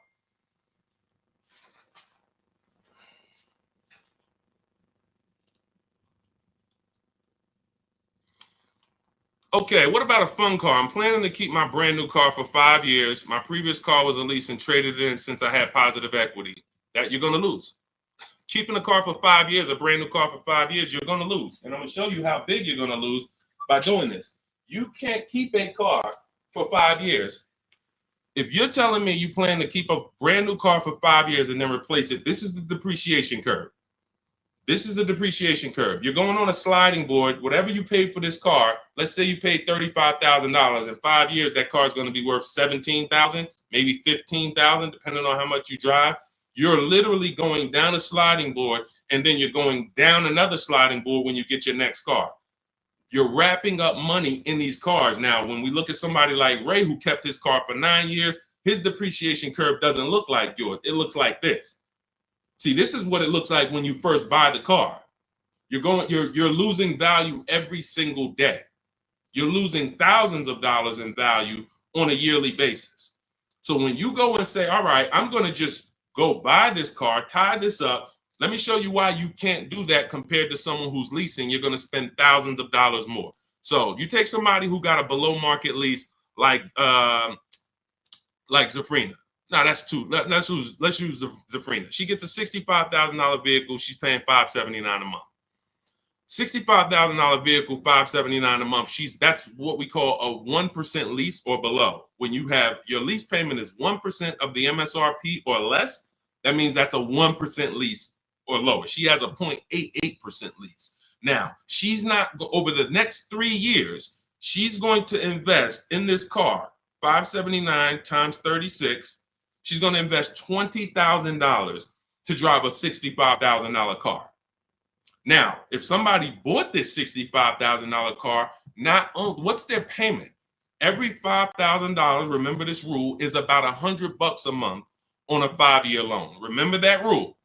Every $5,000, when you look at a car, is about $100 per month on a 5-year loan. So when you look at a $20,000 car, you should automatically say to yourself, that's going to cost me about $400 a month. You look at a $50,000 car, that's going to cost me about $1,000 a month on a 5-year loan. When you don't do that, now you let them put you in 6- and 7-year loans because you're not focused on what the real cost is. You're just like, get me to a low payment. I'll get you to a low payment. I'm going to put you in an 8-year loan. So we know this. Looking at her car, she would be spending roughly $1,300 a month if she bought that car. Even if she got an incredible deal, saved 10 grand off of the car, she's still going to be spending about $1,100 a month. She's putting $579 a month into this car. How do you compare $579 to $1,100? How do you compare $579 to $1,300? Let's say she bought a used version of this car. So instead of $65, she found a used one for $40. Every $5,000, $100, that's an $800 a month payment. How do you compare $579 to $800 for a used version? You can't. So when you're out here listening to people who've told you don't lease, they don't understand depreciation and they don't understand how to get below market leases. These are not regular leases. In order to get below market leases, you must employ competition. You must get at least 5 offers because every dealer's price is different. So when you walk into one Nissan dealer and they tell you it's $600 a month, you don't walk out and say, hey, Nissan's charging $600 a month. No, Nissan of Bay Ridge is charging $600 a month. But this Nissan deal over here might be at $500. This Nissan deal over here might be at $420. You need to stay at home, get multiple offers. You can do this my way through email using the systems in my book, or you can do it your way, calling around and get multiple offers. But once you see how different these offers are, you'll realize how many dealers have been ripping you off. And 80% of them do this. 80% of them, their best offer is not going to be below market. They're going to make a certain amount of money or they won't sell the car to you. But we find the ones who will. All of this is in my new digital book, Cars from Home. It's called Cars from Home, 7 Steps to Saving Time, Money, and Avoiding Dealerships. You can get a copy for 75% off for the next 30 minutes in my TikTok bio, my Instagram bio, the YouTube comments, or the Facebook comments. You'll have everything we teach step by step. You can Google the book, Cars from Home. It's already 5-star rated. We've already got tons of people using it, talking about it. And this is what I want for you. I don't want you paying above market or market value like everyone else is paying. You need to be paying below market value. And the only people that pay below market value are people with strategy. Okay, so I would tell you, Kitty Cafe, the first thing you need to be concerned with is actually leasing and not buying. You said you were a leaser. See, and oftentimes people who go from a lease to a purchase, I'm sorry to say you didn't get a good lease deal. Because if I'm paying, think about what Zafrina's paying. Let's continue to use Zafrina as an example. If Zafrina's paying $579 a month for a $65,000 car, $579 a month only gets her about $28,000. Let's call it $30,000 on a loan. So for her to go and get the same $579 payment, she's going to only have about $30,000 to spend on a car. If she goes with a 6-year loan, maybe she can get like a $33,000, $34,000 car. That's it. That's her loan. So she's going to have a hard time going from a $65,000 vehicle to a $35,000 vehicle. Most likely she's going to get something used. It's going to be older, and she's going to be like, wow, I'll just keep leasing. But if she was paying what other people are paying for this same Jeep, which is probably, I would say a lot of people for the same Jeep would probably be paying about $800, maybe $900.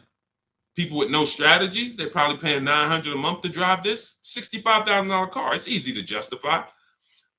So they're paying $800-900 a month. Then yeah, she might say, well, maybe I'll just buy something because I'm paying almost $1,000 a month to lease. But that's the difference between a below market lease and an average lease. There's a big difference. All right. Go ahead, Dolan. Next question. The leasing versus buying thing is really what's hurting a lot of you. The leasing versus buying thing and the not getting below market leases. There's so many bad things about what's been out here with leases. It's horrific. I spend every day putting out information trying to dispel this. But I realize there is so many voices that have told you guys things, but here's the thing. I talk numbers and I show numbers. If you pay attention, the people who tell you about leasing never talk numbers. They never show you numbers. All they do is rent. Leasing is renting. Leasing limits you. You limit, they pick your mileage. You pick the mileage. It's so much bad information. But I've been leasing since I'm 22 in the car business. Got my first lease, Pontiac G6, $20,000 vehicle. I was paying $256 a month for it. Meanwhile, I had a friend, they're paying almost $500 for a Toyota Corolla. We both got a car for about the same time.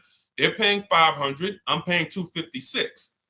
I'm seeing what they're going through with their car breaking down, getting older, because they kept the car for a while, getting older, and now I'm on my second car, paying a low payment. And as a young person, you don't want a $500 payment. I didn't need a $500 payment when I was 22. Just had my daughter. I needed that $256 payment.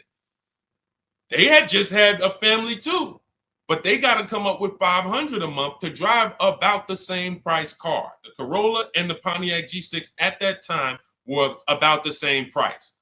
You can't justify to me in any way that makes more financial sense. There's nothing you can say to me unless that person's going to keep the car, pay it off, and then keep the Corolla forever. If you're going to keep the Corolla for 10 years and then you pass it down to your daughter or your son at their first car and now you just got an extra car, that's a different story. You shouldn't be leasing if you're that person. But if you're a 5-year, 6-year owner, 7-year owner, and you're just paying these high payments, you pay your cars off, and then you go back into another finance, you're just overpaying. You're throwing thousands of dollars out in the garbage, and there's no way around it. You put me against anybody. You put me on the stage with Dave Ramsey himself, the guy who has programmed thousands of people never to lease cars, and you give me 15 minutes. I don't need 2 hours with Dave. I don't need to debate you for 2 hours, Dave. If we're not talking about investing in mutual funds, you do a great job there. We're talking about the financial aspects of below market leases. Let me show you what a below market lease looks like. Let's consider what a person who buys their car is going to pay versus a person who gets a below market lease. Let's look at the resale values of this person who buys their car. When they go to trade that car in, what they're going to get back. And let's look at the net money they have lost compared to the person who got the below market leases. I will prove it to you in 10 to 15 minutes. And are you willing to tell your millions of people that you have programmed incorrectly because you know nothing about buying cars? You have programmed people based on you being a financial advisor, not a car person. You haven't seen thousands of car transactions to be able to say what you're saying. I've been involved with credit. Credit's a big part of what I do over the last 15 years. I don't teach it. Why? It's not my expertise. It's not my lane. It's easy for me to say, hey, I got a lot of people need to know about credit. Let me just start giving y'all some credit advice. No, because I respect the people who have learned credit to the T. Dave Ramsey decides I want to teach about cars. That's where he has led millions of people astray. And he has thousands of people investing in cars, short term, losing on resale, getting killed by depreciation. And they're like, well, Dave told me to do this. It's hard. It's hard to help. It's hard to get those people to unlearn. Go ahead, Dolan. Next question. Keep typing your questions, y'all. We will get through as many as we can in the stream. Good point. I only financed as I wanted to upgrade from my lease. My lease was $180 a month for 36 months. That's a big change. $180 gets you $10,000 on a finance. That's all $180 a month gets you. Now, if you put money down, that's different. Obviously, there's a lot of cars most cars don't lease for $180. So I'm assuming that you put some money down to get there. But again, what were you driving for these payments? You're driving a brand new car. There's no comparison. When you're getting below market deals on leases, there's no comparison. Again, let's look at Charles. Charles gets a Palisade, $48,000 vehicle. Some people, and you may own one of these. And if you were honest, you say, Deshone, I own that vehicle. How much is your payment? No money down. Probably $800-900 a month. Probably $1,000 a month. He's paying $597.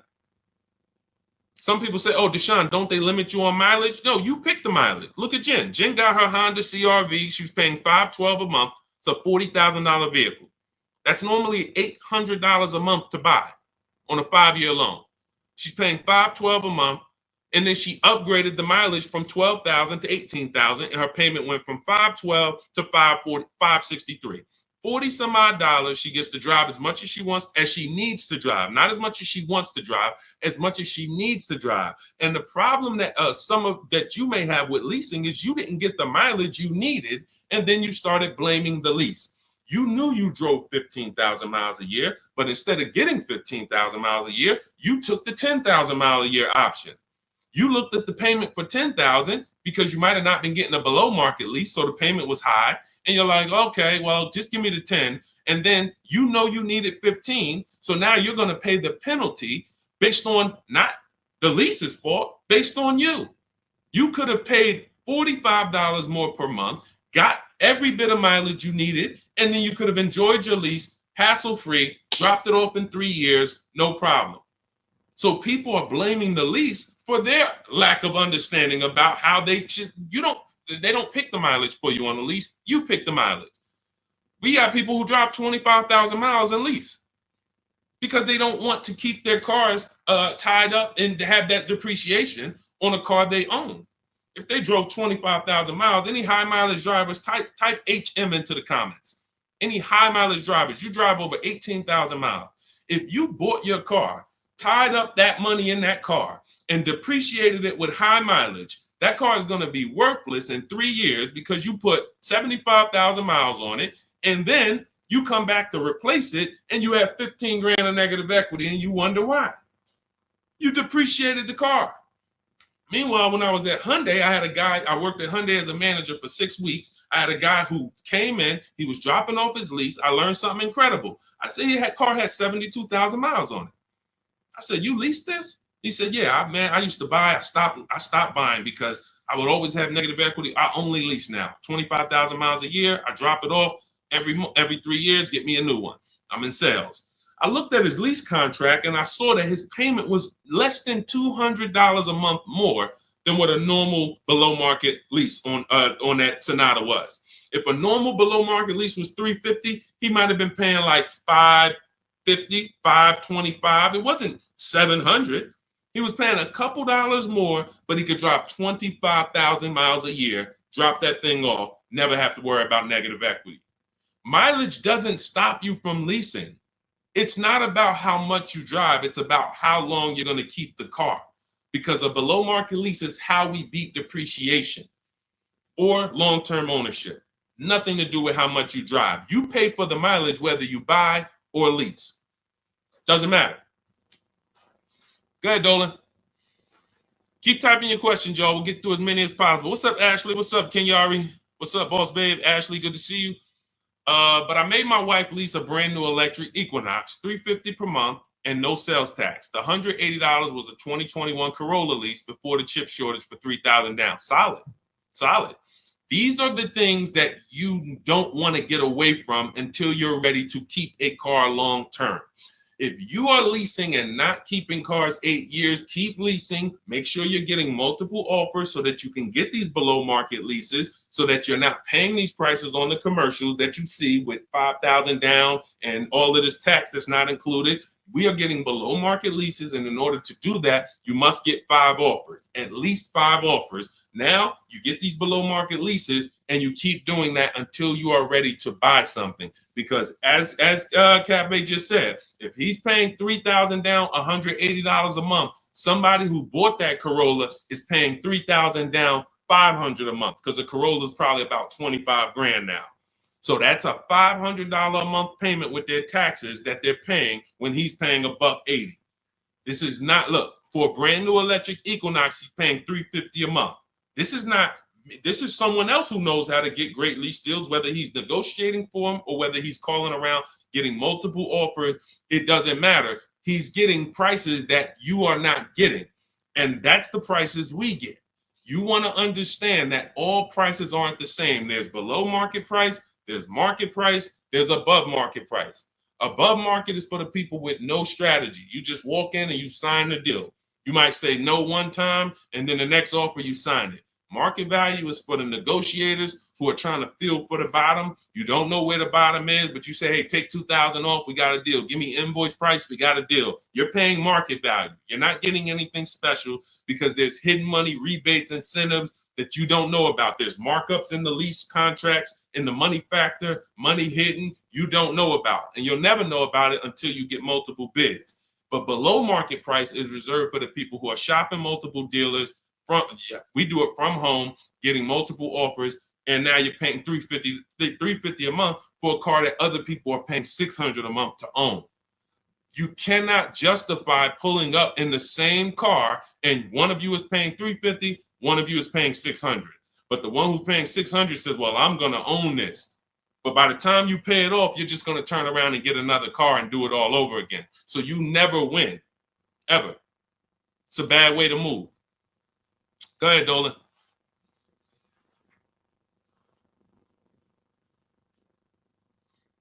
What's up, Ray Johnson? Do you need to... Hold on. Do you need to know all the bells and whistles? I don't know what that means. Can you rephrase that question? Let's type it in another way because I don't know what you mean by that. Can you elaborate? What about the people that drive high miles? You should still be asking yourself, how am I going to beat depreciation? The first step in my process is to determine what I'm going to do to beat depreciation on this depreciating asset I'm buying. So if you're a high mileage driver, you drive more than 18,000 miles per year, you're depreciating your car so rapidly that in 5 years, you're going to have, call it 100,000 miles plus on the vehicle, but your loan does not move that fast. Most of your loans are going to move this way, but your depreciation is moving like this because you are just using the heck out of the car. This is point and proof that you pay for usage, whether you buy or lease. If you bought a car and put 100,000 miles on it, you do pay for that. If the same person bought the same car, but they only put 50,000 miles on it, their car's worth more than yours. They can sell it for more. So you lose based on your usage.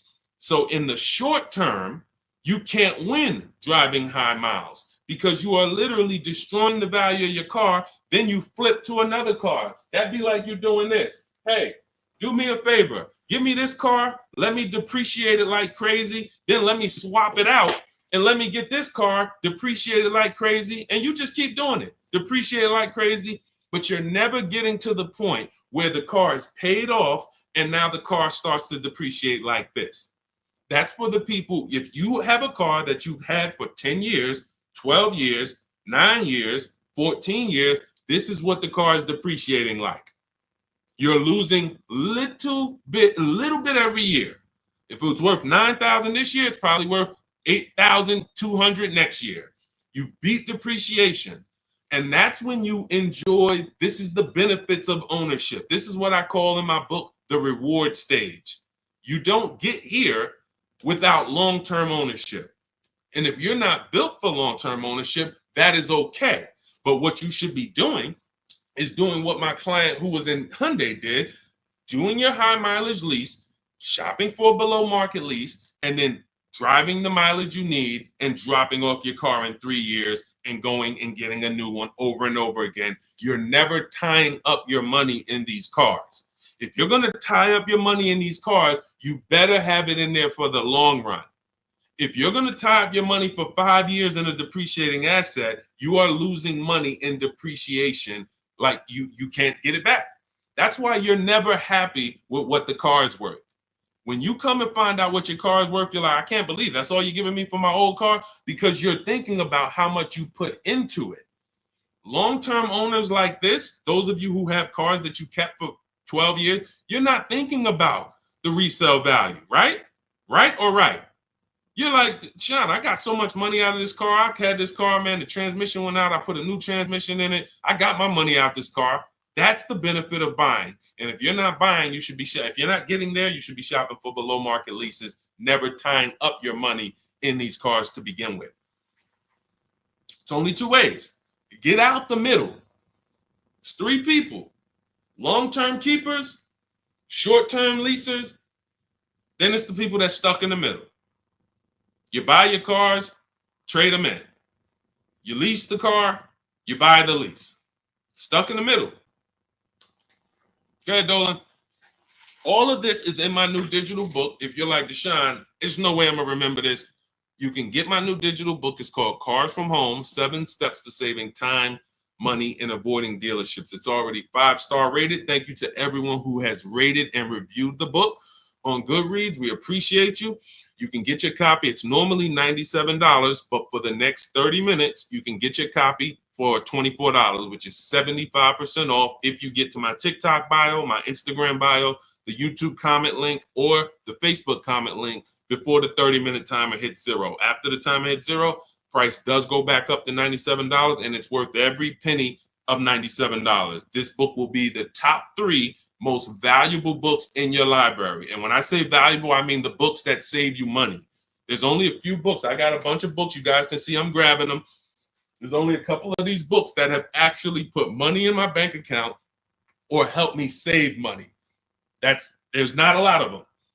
This will be the top 3 most valuable books to your bank account. That's all I care about. So go grab your copy, TikTok bio, Instagram bio, YouTube link, or Facebook comments, and you'll have everything we teach in the blueprint of how to get below market leases, below market purchases, below market new cars, used cars, high mileage driving. Everything is in there step by step.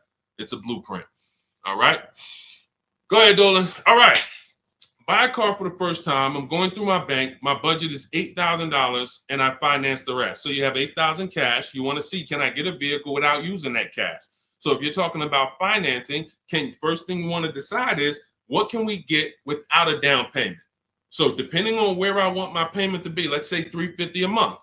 Maybe I want it to be $350 a month for 5 years. Well, can I get a car with everything I want, everything I need, $350 a month for 5 years? That's my budget. If I could do that, I don't need a down payment. Now, if you say, okay, $350 a month for 6 years, no money down, that's a little more money. If you say, all right, $350 a month for 5 years, but then I'm going to use some of my down payment. Now I can get even more car. And then your max budget might be $350 a month with my down payment for 6 years. See, all of those numbers didn't change, but the terms changed and what you bring to the table changes. That budget doesn't change, but you don't realize if I get a car for $350 a month for 5 years, I paid less than if I get a car for $350 a month for 6 years. So these is how we budget. I actually have a tool in my book called the Perfect Budget Calculator I created, where you put in your preferred down payment, you put in any equity you have from your old car, you put in your max monthly payment, you put in the average interest rate, and it'll give you up to 6 goals that you shop from. So when I went and got my used Infiniti truck, I had 6 goals. One of them was no money down 5 years. Next one was no money down 6 years. Third one was money down 5 years. Money down 6 years. Then the fifth one was money down and the equity I had from selling my old car. And then the sixth one was money down, equity, and 6-year loan. See, there's multiple ways to budget where you don't go over your max. But I find the problem is when we budget with our max in mind, I only want to spend $500 a month, $500 a month, $500 a month. You usually go in and you spend what? $600, $550. You're putting $1,500 on a credit card because you didn't calculate the taxes. The tool in my book, the Perfect Budget Calculator, calculates the taxes in your state. So you don't go in and say, oh man, I didn't know there was another $3,000 in taxes and fees. Who's had that happen? Oh man, I thought we was making a deal, but you forgot about the taxes and fees. See, all of this stuff you don't realize should be normal in a complex financial transaction.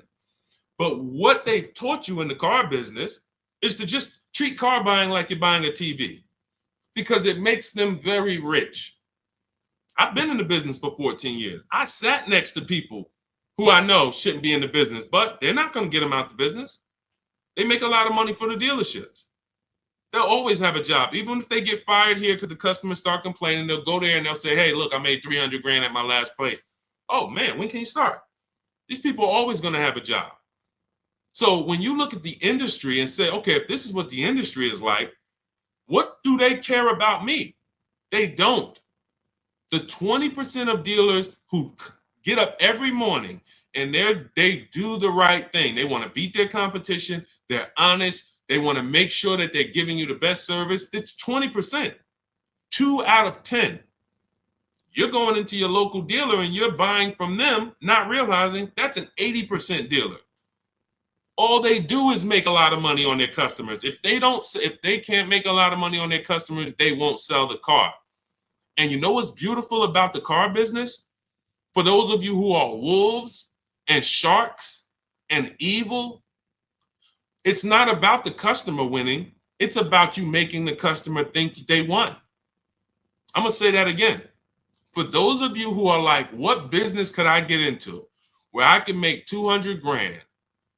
And I don't need to have morals as long you are trained to make the customer think they won. And that's all it's about. If that's why you start high and you come down. If you know your price on your car is $600 a month, you start at $800. This is what the worst people do. You know that the full price for your car is $600 a month. When Mr. Jones sit down, hey, Mr. Jones, all right, we got a great proposal for you. Great news. We're going to make you a great deal today. Your payment's $790 with $2,000 down. What? That seems like a high for this car. The car's only this. That seems real high. And then I didn't even want to do any down payment. All right, so you didn't want to do a down payment. So, all right, look, if I could get the down payment out, your payment would go from $790 to now it's $840. No down payment, though. What's more important than you, the payment or the down payment? No, well, both. But what's more important? If you had to pick one, well, I really don't want to do any money down. All right, so right now we're at $840. Where can we agree? I'll talk to my manager. Where can we agree that you'll be happy? Because I want to make you happy, Mr. Jones. Nah, I mean, I'm thinking of paying I really wanted to be at $500, Mr. Jones. I understand. Where'd you come up with that number?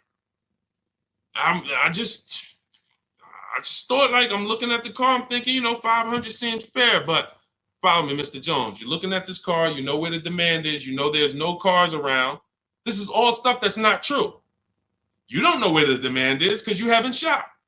There's no cars around. You don't know that because you haven't shopped.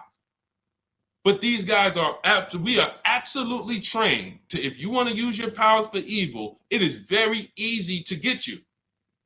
That's why we don't shop that way. I would never send you in to deal with people who negotiate every day for a living like this. Your power is being at home, having multiple dealers compete for your business, and that's how people like Tasha get these deals. Thousands off on a brand new car, only 1-year-old car. This is how we got grandmothers who do this. Look, India, ridiculous deal on a Toyota. Look, Hyundai, $365 a month, no money down. 2024 Hyundai Elantra, limited with the leather in it. She didn't get that going in negotiating. You can't. But from home, that's where the power is. That's why our entire system is called Cars from Home. I can sit here and walk you through why you can't win. I don't care who you are. So when I'm telling you, you have to change the way you shop. When people say there's no deals, they're right. To you, there's no deals. To someone who doesn't have shopping strategy, doesn't know how to put dealers against each other, there are no deals. But to people like us, we've been making deals. Let me show you, Bonita. Let me show you a pandemic deal. When people were out there thinking, no deals, Deshone, this is so bad. When is the market going to change? Look, Bonita, 2022, she leased her dream vehicle, a 2023 Kia Telluride. She put $600 down, drove off $600 a month. She gave him $600, drove off. No money down lease. People were leasing and buying these vehicles for $10,000 over sticker. I'm not on here to talk to you about hundreds of dollars. What do I care about hundreds of dollars? You think we're on here? You think we're getting together to gather you guys to talk about hundreds of dollars? That doesn't matter to me. Thousands is all we talk about. Every single thing we discuss here is $1,000 mistakes. You not leasing when you should be leasing. $5,000, $7,000 mistakes minimum. You not getting multiple offers on your car. Could be depending on the car, you look at somebody like Kimberly. Kimberly gets $20,000 off her Maserati. $20,000. Sean gets $20,000 off his F-150 Lightning. These are just some of the, look, even somebody like Tiffany, let's take a smaller discount. She gets a Mazda CX-90. She gets $6,500 off. What happens? There are people who got that same car. You won't say, they're not going to say it. They'll never say it. They'll never come on here and say, hey, Deshone, I got that same car you just showed her get, and I only got $2,000 off. They won't say I overpaid by $4,500 because I didn't know this. But I'm telling you, I know this because I've been working with people around the country. So understand, we're not here to talk small numbers. When we're tapping in, we're asking you to tap in, lock in, so that you can actually keep thousands and thousands of dollars in your bank account instead of putting it in these cards or giving it to these dealers.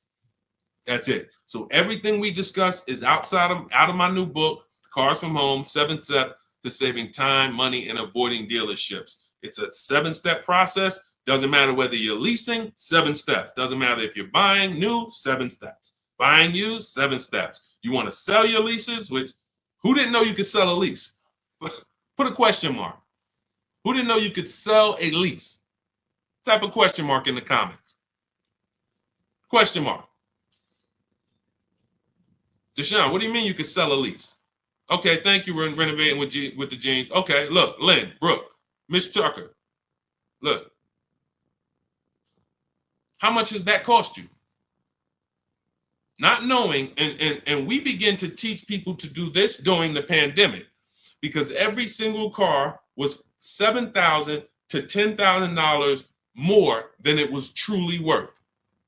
So a Jeep Grand Cherokee, I sold my Jeep Grand Cherokee for $28,000 after I had leased it for 3.5 years. 39 months, I leased it, and then I sold it for $28,000. The vehicle, brand new, was $35,000. Brand new, that Jeep Grand Cherokee Laredo that I leased for $330 a month, paid $330 a month for 39 months.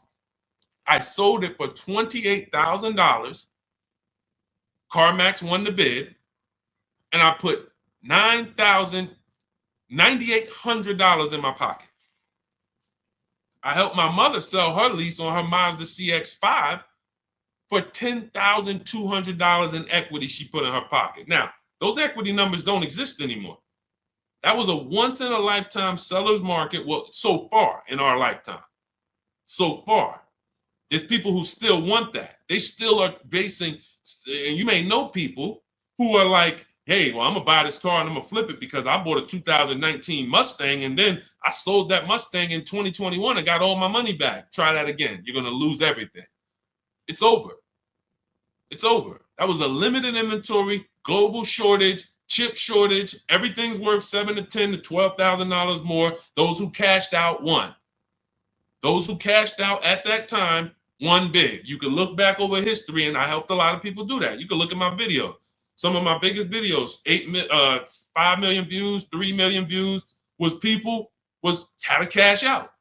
People coming on there, yo, I just sold my lease. I made $7,000. Yo, I made 10 grand because of you. Yo, I sold 2 leases. I'm telling everybody during the pandemic, cash out, cash out, cash out, cash out. You won't be able to do this again. But there's still money to be made if you have equity in your lease. There's still $2,000, $1,700, $3,000, $4,000. Some of you low mileage people who you lease, but you only drive 5,000 miles a year. There's equity there. But you got to know how to get it. You got to know how to get bids. What's the process? And get we get bids from CarMax, Driveway, Carvana, Kelly's Blue Book Instant Cash Offer. What is that strategy alone worth? Just the cash out, just the equity assessment, step 2 in my process is worth. For those of you who trade in cars, that right there, one step out of my 7-step process is going to be worth thousands of dollars to you. So you can get my new digital book, Cars from Home, 7 Steps to Saving Time, Money, and Avoiding Dealership, and you can get it for 75% off. That's my welcome offer to you, but it's only for 30 minutes. You go to my TikTok bio, my Instagram bio, the YouTube comments, or the Facebook comments, click that link, and get your copy for 75% off. You won't even pay the $97 price. You'll pay $24, but you got to get there before the timer goes to 0, and then it goes back up to $97, which is worth every penny. Book's worth every penny of $97. It'll be in your inbox in 2 minutes. And make sure as soon as you get the book, you screenshot the thank you page, because the link to open the book is actually on that page. You open the book on that page, and I also email you a copy, but my support team's email is actually on that page as well, because sometimes you type your email wrong, you're typing fast, you're trying to hurry up and get it before the sale, and then you end up typing your email wrong. We can't send the book to a wrong email, so that you'll have my support team's email there. But this is the most serious thing outside of buying a house. There's nothing more serious to me. And some of you are not going to even buy houses. Some of you like, Deshone, I'm a renter. I don't plan on buying. That means the car is your most expensive purchase. And you're going to do it over and over again. You might have 5, 10 of them in your lifetime or more. You lose $5,000 on every one because you didn't have strategy. That's a tough gig. That's a tough gig. I wouldn't want to be in that situation. And I'm not going to be. And anyone who's listening to me is not going to be. Go ahead, Dolan. Let's keep the show on the road. Do you need to know all the extras you want? Upgraded sound system items that are not in the base price? Absolutely. Whenever we buy a new car or we shop for a lease, we always build our car. We go on the site because we want to know everything's available, because we don't want to get a car and find out there was an option we wanted that we didn't get. And we also want to know what we can live with and live without. And we want to build our car to come up with an MSRP. So if the car you want the panoramic sunroof, you want the blind spot monitors, which most cars come with now, whatever it is, you need to have an idea of what that's going to cost. So once we build out our car, we determine our car is $42,900 the way we want it. Now, most times we're going to reach out to dealers and they're not going to have the exact car. That's why we always come up with, and when we're leasing, we come up with a couple colors. Buying, we don't compromise as much, because this is a car you need to love. You're going to have it for 8+ years. You don't want to compromise on what you want, or be talked into something, or let you convince yourself of getting something, a color you really don't love, because you're buying this car to keep it for the long run. Now, on a lease rather, you can be much more flexible, because in 2.5 years, you're getting ready to shop again. You get a 3-year lease, 2.5 years, 6 months left, it's time to shop again. So we want to make sure we can be more flexible with that. But yes, we want to know how much it's going to cost so that we can start to budget We always say with a lease, when we build out our car, we take 1.25% and we use that as a gauge of around about what it should cost. So if we're looking at a car that's 42,300, we multiply that by 0.125 and we say, okay, 528, that's a fair below market lease deal. Now, if we can do better than that with bids, we will. If the lease program is not as good, when we get our bids, it might come in at 1.3, 1.4, our best offer. We're going to have more offers than that. If your other offers aren't higher, then you didn't shop the right way. Because when you shop, you should see a $3,000 to $5,000 to $7,000 difference from your best offer to your worst offer. When you get offers the way we teach, you're going to get more market value, below market value, above market value. You're going to see them all. And you're going to be like, wow, I can't believe all these dealers, this their best offer? Yes, they want to sell and make a lot of money. But we don't care about them. I don't focus on the 80%. We're looking for the 20%. So we use this as a gauge to say, all right, this is around about what I think I should be looking at paying, depending on the deal that I get when I actually get my offers. So that's why it's important for us to build the car. Those are all the reasons it's important for us to build the car before we actually go shop for it. Okay? It's a great question. I see you. I'm leasing this year. There you go. If I could get more people to lease, wake up and look. I don't want you leasing if you're keeping your cars 8 or more years. That's the key, because sometimes people will come on the stream, hey, is this all about leasing? No. If you're buying, there's so many things you need to know about getting below market purchases. New cars, used cars, we haven't had those questions come in. People are not really asking questions about used cars and things of that nature, but I'm answering the questions that Dolan puts up that you guys are writing. So when we look at purchasing, there's a ton of questions that we got to look at, ton of questions. But when it comes to people not keeping their car 8 years, you should be shopping for leases. You're not keeping a car long enough to beat the depreciation. The depreciation's going to kill you, not the loan. Doesn't matter. Loans, okay, you could pay cash. Doesn't matter. The depreciation's going to kill you. That's what you're doing. You're buying a depreciating asset, trying to keep it short term, flip it, and do it again. You can't win. The only way to win with a depreciating asset is long-term ownership, or never tie your money up in it in the first place, which is a below market lease. Go ahead, Dolan, throw that one back up. Arturo, does your credit score affect the lease? Sure. You want to have fair credit. I always tell people you want to get to about a 660, 680, similar to if you were trying to get a good deal on a house. You would be trying to set yourself up with a good credit report to buy a house. Now with leasing, you can also lean on payment history. So if you have a $400, $500 a month payment, you've been making it on time for 2 years, that weighs heavily in you getting approved.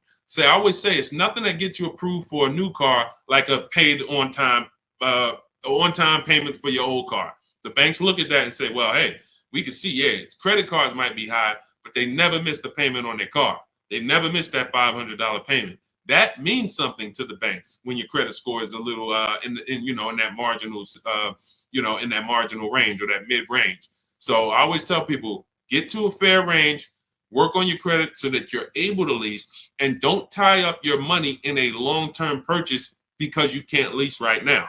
If I couldn't lease right now, my only mission would be to get an inexpensive car, get my credit to a 660, 670 to lease. I wouldn't be trying to get a Dodge Charger, $20,000, $30,000, $40,000 car.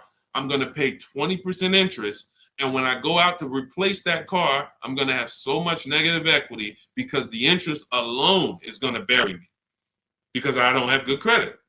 So now I'm no closer to leasing. My payment is going to be high. And I usually end up with an older car because I'm trying to squeeze my way into a nice car that I could show off and feel good about. Nah, I mean, I work hard. I want to be able to drive something that, I feel good about. But you haven't qualified yet. You haven't qualified to drive something great yet. If you have a 500 credit score, 600 credit score, you're not qualified to drive something ideal yet. You should be sacrificing to get set up so that I can make a power move. And what you do in getting set up is you get the least expensive car. that you can get a loan on. You get a $10,000 car, quality, small car. Try to get something that brand new was $24,000, $25,000, Hyundai Elantra. Get yourself a smallest car that you can qualify for, and you have minimal payments, $200, $250 a month payments. You pay those payments on time. You make sure it's a quality car, and you go and you make a move for a lease once you've established yourself. Or you can just do what other people do and say, you know what, who could get me in this brand new whatever, or who could get me in that, used Mercedes? And you're going to lose in every way. The quality of the car is not going to be ideal. The loan is going to be out of control. The interest is going to be great, ridiculous. You might not get a great price on the car because you come in looking desperate. You need a car, not want a car. You need a car. So nothing is working for you. Everything's against you. So it's much better for you to discipline yourself. Say, look, I don't mind driving something that I don't feel great about, but I'm working on my credit. I'm going to make these payments on time. I'm going to get myself to a 660. I'm going to have 2 years of on-time payments, and then I'm pulling off the lot in a brand new lease. Power moves. That's a plan. Go ahead, Dolan. And in my book, that's called the SMART car strategy. It stands for saving money at the right time. If you can't qualify for a lease, your only goal should be to set yourself up to lease. Now, if you're buying and your credit's not good, I'm an 8-year person. I keep my cars 8 or more years. Nothing wrong with buying a higher priced car and refinancing it later. So if you say, hey, I need to get, if you're a long-term person, your goal should be get a great price on the car. You're going to pay more in interest and then fix your credit. And instead of changing the car in 2 years to a lease, you would change the loan, refinance, and then you would keep the car. So it's depending on long-term versus short-term is everything. That's why in my book, it is step 1. You need to know from the get-go, am I a long-term person, 8+ years, or not? Because that's going to be the foundation we build on. Everything else comes after that. Karen, thank you for helping with my digital book. I wasn't checking my email. Of course, we want to use cars. So you're just following the multiple marketplace strategy. There's steps before that. And here's what I tell you, guys who have my book, ask yourself, what step am I on? This is what I tell everybody that I work with. Ask, what step am I on? Because if you're doing step 3, but you have not done step 1, that's a clear indicator. Oh man, I haven't done step 1. Step 1 is leasing versus buying. Most important question. How are we beating depreciation? We go into deep. I show you lease scenario, purchase scenario, lease scenario, used car scenario, to make it very clear that if you set out to buy, but you should have leased, can't help you. You're lost. And I talked about that earlier.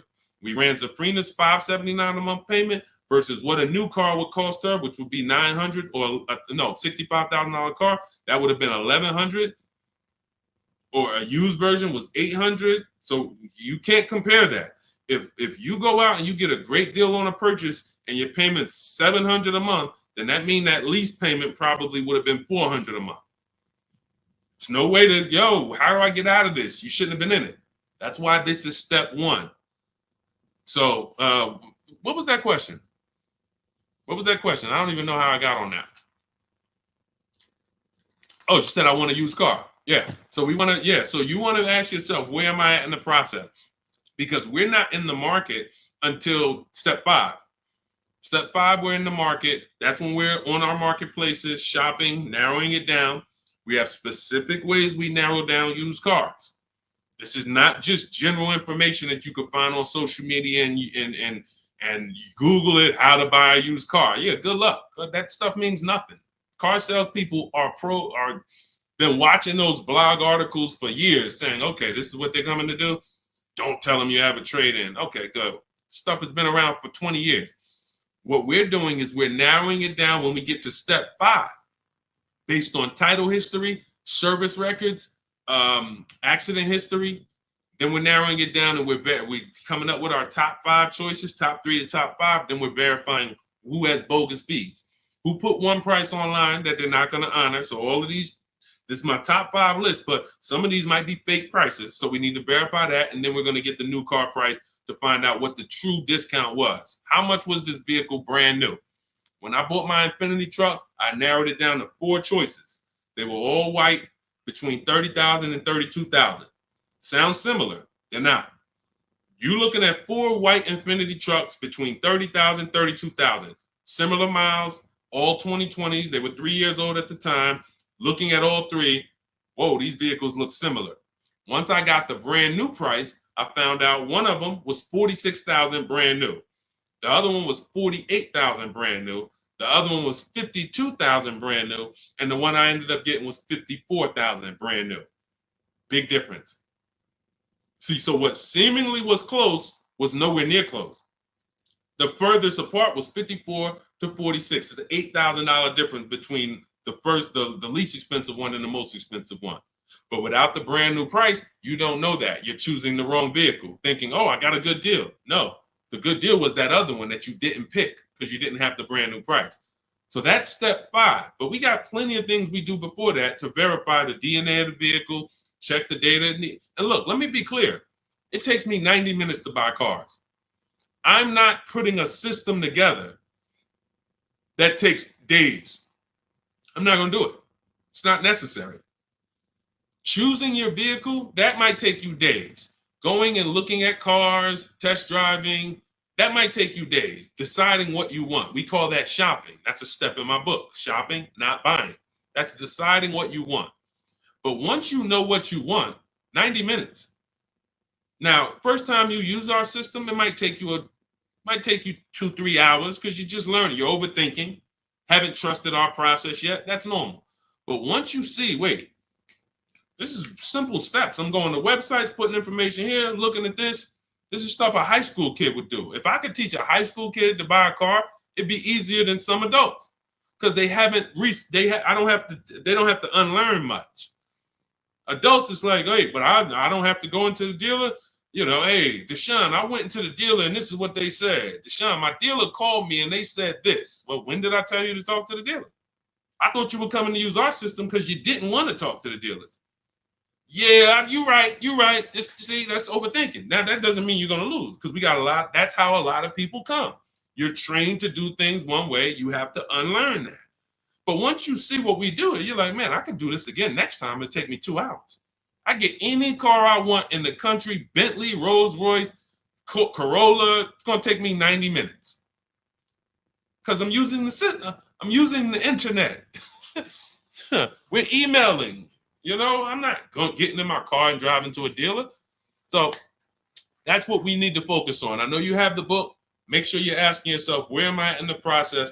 Start with step 1, just check them off. Step 7 is delivery. So when you check off delivery, you're done. You got your car. All right. Everything that I'm teaching is in my new book. It's called Cars from Home. It's a digital book. It's called Cars from Home, 7 Steps to Saving Time, Money, and Avoiding Dealerships. You can get your copy for 75% off. It's part of my welcome offer. It's normally $97. But if you get to my TikTok bio, my Instagram bio, the Facebook comments, or the YouTube comments before the 30-minute timer hits 0, you got your copy for 75% off, which is $24. And it'll be in your inbox in 2 minutes. So once the timer hits 0, price does go back up to $97. And it's still worth every penny at $97. Go ahead, Dolan.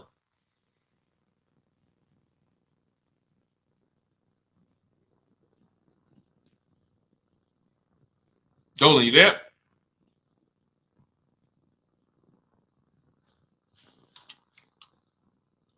All right. Is it worth buying a BMW or Mercedes brand new or pre-owned certified? That's a matter of budget. As long as you're going to keep the car 8 years, the only difference between a new or used purchase is budget. And if you can afford both, now it's about your values. Do you want a new car because you only buy a new car every 10 years and you're like, man, I'm going to treat myself, I could afford it?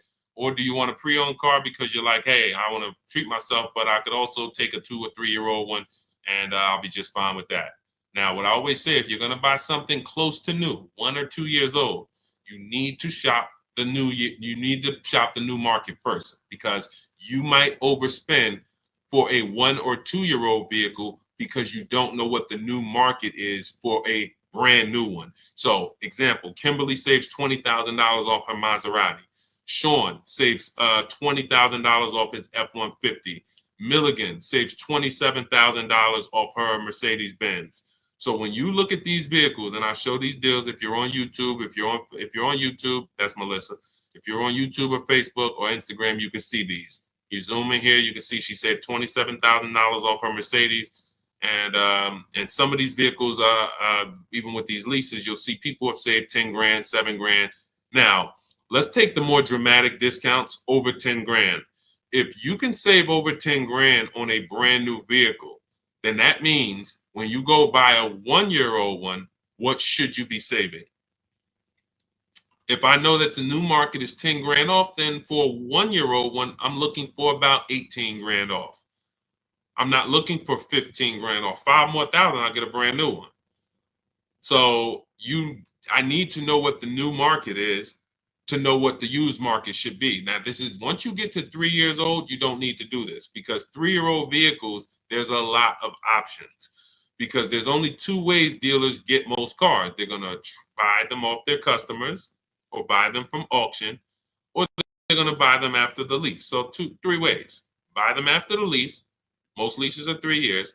They're going to buy them from their customers. Most people don't trade their cars in 2 years. Or they're going to buy them from auction.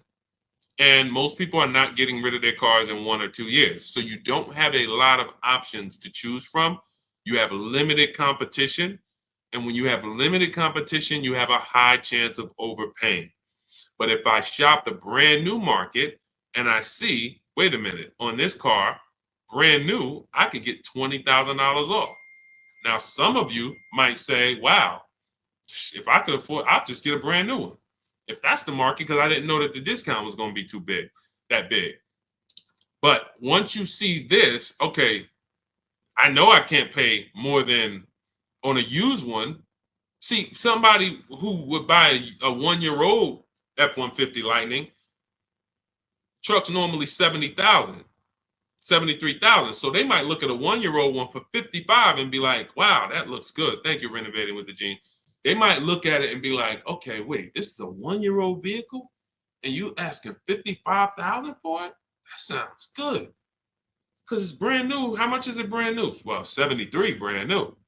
Whoa, that's a big discount, man. All right, yeah, I ain't gonna even argue with you. Let me get that. Not realizing that the brand new market on that vehicle, the person saved $21,000. So 73, 63, 53. So literally the brand new market on that vehicle was lower than what you just paid for a 1-year-old vehicle. And what's going to happen when you go to resell that vehicle later? You're going to lose because you overpaid by thousands of dollars. So this is so important to understand. People overpay for used cars all the time for a variety of reasons. They don't know what it was originally. What was the original new car price? To even know they're getting a good deal on a used one. They don't know what the actual new car, again, this is for the 1 and 2 year people. You got options because somebody asked, hey, should I buy brand new or should I buy pre-owned? That means you probably have the money to afford both. So you might go out and buy a 1 or 2 year old pre-owned. But if you're like Milligan and you bought one of these electric ones, she saved $27,000. If you went in and you bought a 1-year-old one and you got 20 grand off, you might think you won.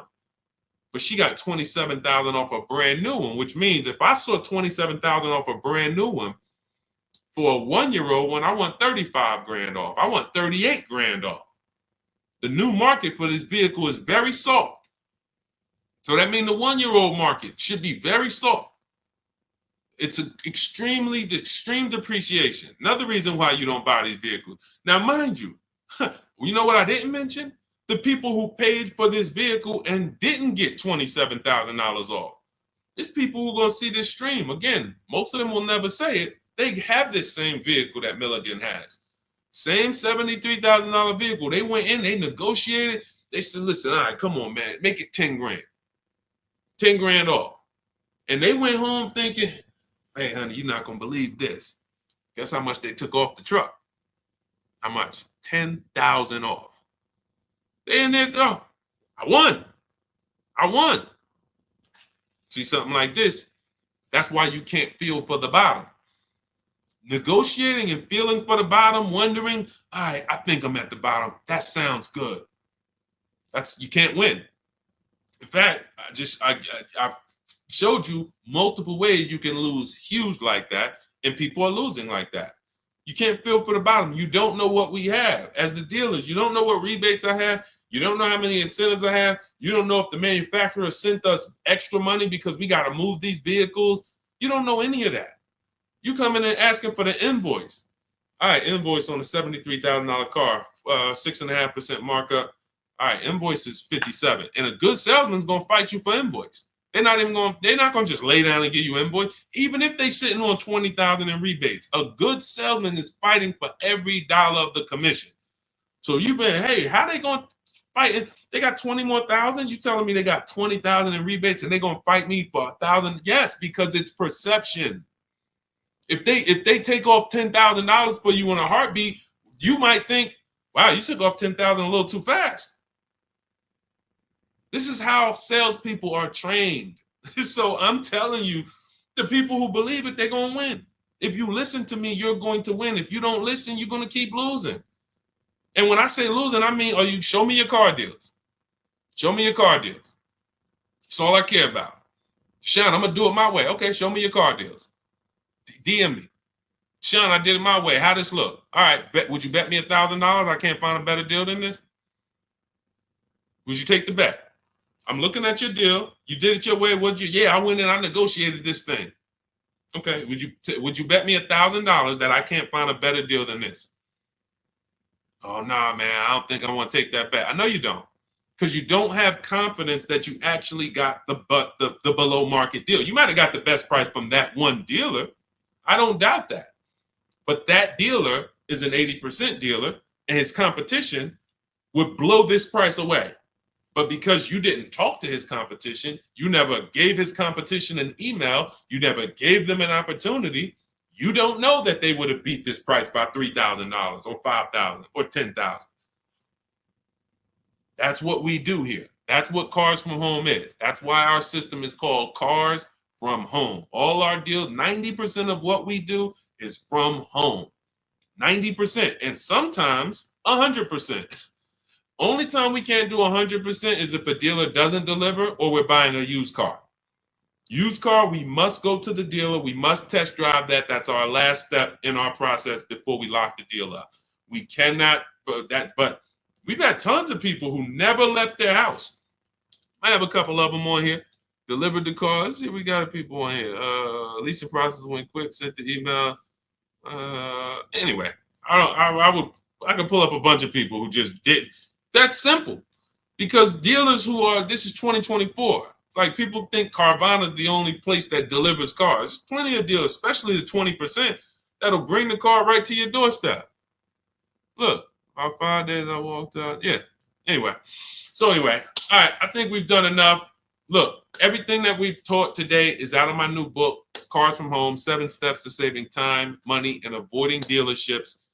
It's a 7-step process that I've developed over 14 years in the car business to buy, lease cars, below market value in 90 minutes. This does not take a lot of time. This is the easiest way. You don't have to be a great negotiator. You will stay at home where your power is, where you can put dealers against each other, put banks against each other. Thank you so much, Renovating with James. And you can employ competition. The same way you shop for everything else, competition, you can bring that to your car deals. And that's the only way you're going to get below market deals. And that's the only way you're going to start to enjoy car shopping. When you're at home and tons of dealers and banks are actually competing for your business, you actually enjoy that.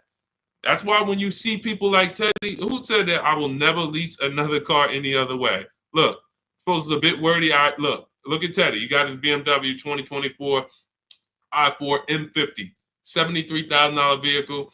His best offer was $856 a month, which is a 1.16 lease. His highest offer was $1,123 a month from another dealer. His closest dealer, his local BMW dealer, was where was it? Look, the dealer closest to me was $986. His closest dealer that he probably drove by and saw the car and said, man, all right, I'm gonna work with them one day. $986 a month. He ends up paying $856, over $130 less than his local dealer. But he did it from home. And he said at the beginning, I will never, I repeat, never lease another vehicle any other way. Now, had he bought the car and got $10,000 off, he would have said, I will never buy a car any other way. The Cars from Home way is how you are in control, how you feel like the prize. And when that 20% dealer wins your business, you feel like you won. You know you won. So, all right, let me get out of here, y'all. Grab your copy as my welcome offer to you of Cars from Home, 7 steps to saving time, money, and avoiding dealerships. 30 minutes only. You can get it for 75% off, which so you won't pay the normal $97. In my TikTok bio, my Instagram bio, click the picture of me, the YouTube link, or the Facebook link, and grab your copy. As long as you get there before the 30 minutes is up, you got it for $24, and you'll have everything step by step. You don't have to remember any of the things we've spoken about over the last hour, 15 minutes. You don't have to remember them because you will have the blueprint step by step. Leasing step by step, buying step by step, selling leases, selling your cars. We never trade cars, getting out of negative equity. All in there, high mileage driving, everything in my 14 years of experience is in that book. All right, so I look forward to you guys using it. Make sure you send me your success stories. Write me emails when you make your deals. Let's continue to 30 minutes now. It's only available for 30. Now, it's available forever. $97 is the price. Normal price of the book is $97. But for 30 minutes, you can go to my TikTok bio and you can get your copy for $24, which is 75% off. All right. God bless you guys. I'll see you soon. And keep unlearning, keep relearning. Thank you. Thank you.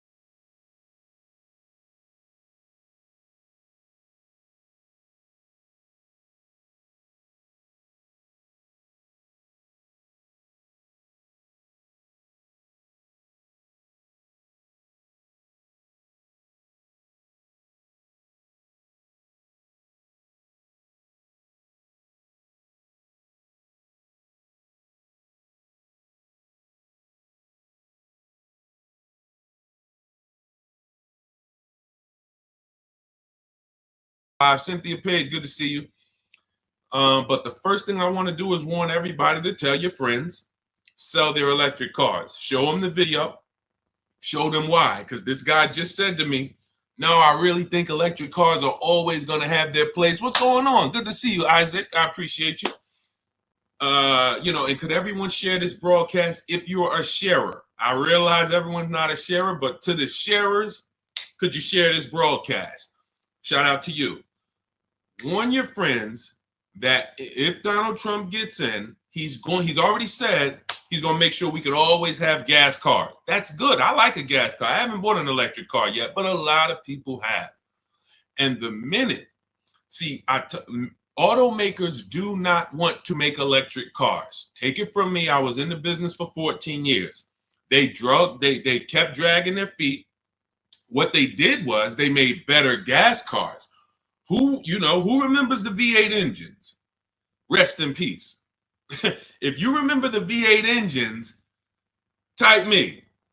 Who remembers the V8 engines? Type V8 if you remember when literally we had V8 engines up and down the road, vroom, vroom, vroom, 400, 500 horsepower engines. Those are a thing of the past for the most part. Why? Because automakers in the last 10 years started using turbochargers. You understand, Just Money? You understand? Started building turbochargers. And what they started doing was saying we can actually make vehicles that are not as hard on the environment. They also will produce similar horsepower and more torque. And we don't have to worry about having these issues with emissions and things of that nature. So they were taking steps to be more economic, more fuel efficient, and better for the environment. Now here comes the mandate to make half of the new cars electric by 2030. It started out as 2035. I don't know when it moved to 2030. The point is, 17 million new cars are sold a year. So 17 million new cars sold a year. That's a lot of cars to try to produce electric cars. That's why we got fires. I just asked Joseph Tepte. He saw the video. Who saw the video of the Tesla burning up the guy's house a couple days ago? Charging in his garage, whole house burns down. Why don't they want to make these cars? Too much liability. Too much liability. If they can escape that, they'd love it. They'd love to go back to 2019, not worrying. Let's just make some hybrids and let's make some fuel-efficient cars with turbochargers and things of that nature. What does that do for electric cars? The minute Donald Trump gets in, he announces gas cars are here to stay. Don't worry about it. Everyone's electric cars are going to be worthless. Your electric car that was worth 30 is going to be worth 20. You're going to lose 10 grand one day. Legislation changes things. Legislation affects the market. So my mission before Election Day is to get you to sell your cars. And if you're watching this as a rebroadcast, sell your car. Sell your electric car. Get into a gas car if you own your electric car. Go to CarMax, Driveway, Carvana, KBB Instant Cash Offer, AutoNation, and Car Gurus. Get your 6 cash offers. Sell these cars. You won't be able to. You will not be able to. You're going to be so far underwater. The market's going to be so soft. It's already soft. Google Tesla depreciation. See, I don't want to tell you guys something. Keep typing your questions. We're going to get to the question, but this is a warning, and most people are not going to take it. Most people, just like when I warned people in 2022, do not go out and buy these overpriced cars. Learn to shop so that you're not buying used cars that are going to be worth half because they were selling them all through the pandemic. 80% of dealers were selling used cars that were just 10, 20 grand more than what they should have been selling for. I told them, don't buy these cars, shop around. Now what we got? Thousands of people around the country who are $20,000 upside down, can't get out.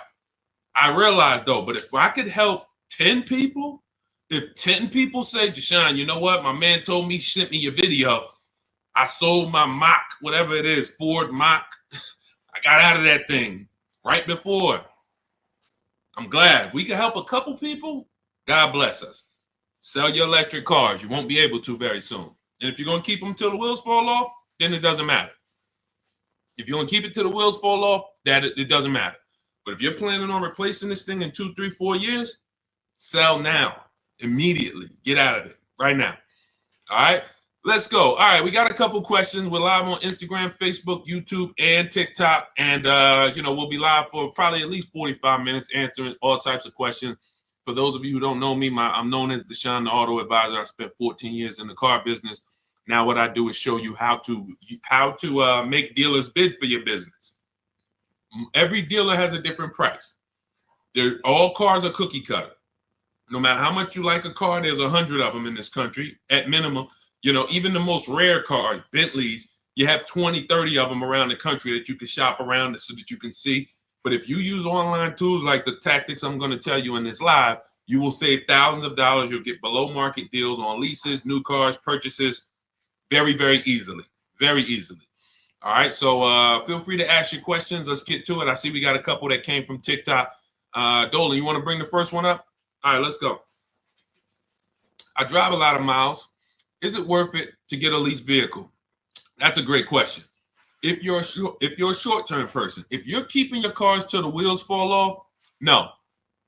If you drive 25,000 miles a year, but you're keeping that thing for 10 years, that's only 250,000 miles. You get a Honda, Toyota, there's several cars that will go 250,000 miles. No need to think about leasing. It's all up to if you're going to keep it 8+ years. You do not need to. Who keeps their cars on average more than 8 years? Type me. If you keep your and listen, some of you who are new here, you may not know how we do here. We use our keyboard. Listen, I know there's lives where you just sit back and you watch the person's telling jokes or just talking. We dialogue here because this is a finance channel, so we spend a time dialoguing. So stay close to your keyboard. That's how you're going to get the most out of what we're doing, and that's how you're going to save the thousands of dollars on your car. Okay, I see you, Alton. All right, I see you, Amanda. Okay, if you keep your car more than 8 years, Don't think about leasing. If someone in your house is keeping their car more than 8 years, they should not think about leasing. Doesn't matter how much they drive. Just get a quality vehicle, get a below market price, keep it long term. You're going to win. If you're not keeping it more than 8 years and you are putting high mileage on your car, you are losing more than anyone because your car is worth less depending on how much you drive. Let's just say you got a car that's worth 30,000 today. You drive average miles. Average miles. What's the car worth in a year? Throw some numbers out, y'all. Throw some numbers out. $30,000 car. You drive at average miles. What is it worth in a year? What does that car depreciate in a year? From 30,000 today, what is it worth next year? Throw a number out. Okay, Amanda, 19. That's fair. That's a little steep, but 18. Okay. Somebody said 10,000. Man, what kind of car you buy? Listen, that's how electric cars are about to depreciate. It's so funny. That's how electric cars are about to be. They're going to be worthless. The investment in the infrastructure isn't worth it. Okay, so now let's just say you have a $30,000 car. You drive it 40,000 miles in 1 year. 40,000 miles. Isn't it worth a whole lot less? Yes. So depreciation is what you're thinking about when you're considering when to lease. And what I teach people, this is step one, is if you're not keeping your car 8 years, you're not going to keep it long enough to beat the depreciation. The depreciation is going to kill you. Now, cash buyers understand. All my cash buyers type dollar signs. Dollar signs. Cash buyers understand because they buy a vehicle. If they went to replace it in 3 years, they see what it's worth. They know what they put in. They know what they're getting back. And they're like, oh, this doesn't make sense. Payment buyers, they don't. Because all you really care about is payment. So they manipulate payments on you, stretch the loan out, 6-year loan, 7-year loan. You don't see how much you lost, and that's why you think you won. But in depreciation, cash buyers will always see how much their vehicle has depreciated. So how do we avoid it? Below market leases. In the short term, if you are not keeping your car long enough to let the depreciation cool off, then you should be shopping for a below market lease. Now, let me show you what a below market lease looks like because you may have never seen one.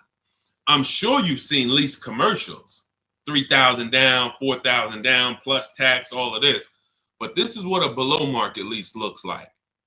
You take, let me do an average vehicle. Let's take Raphael. This is a Jeep Grand Cherokee.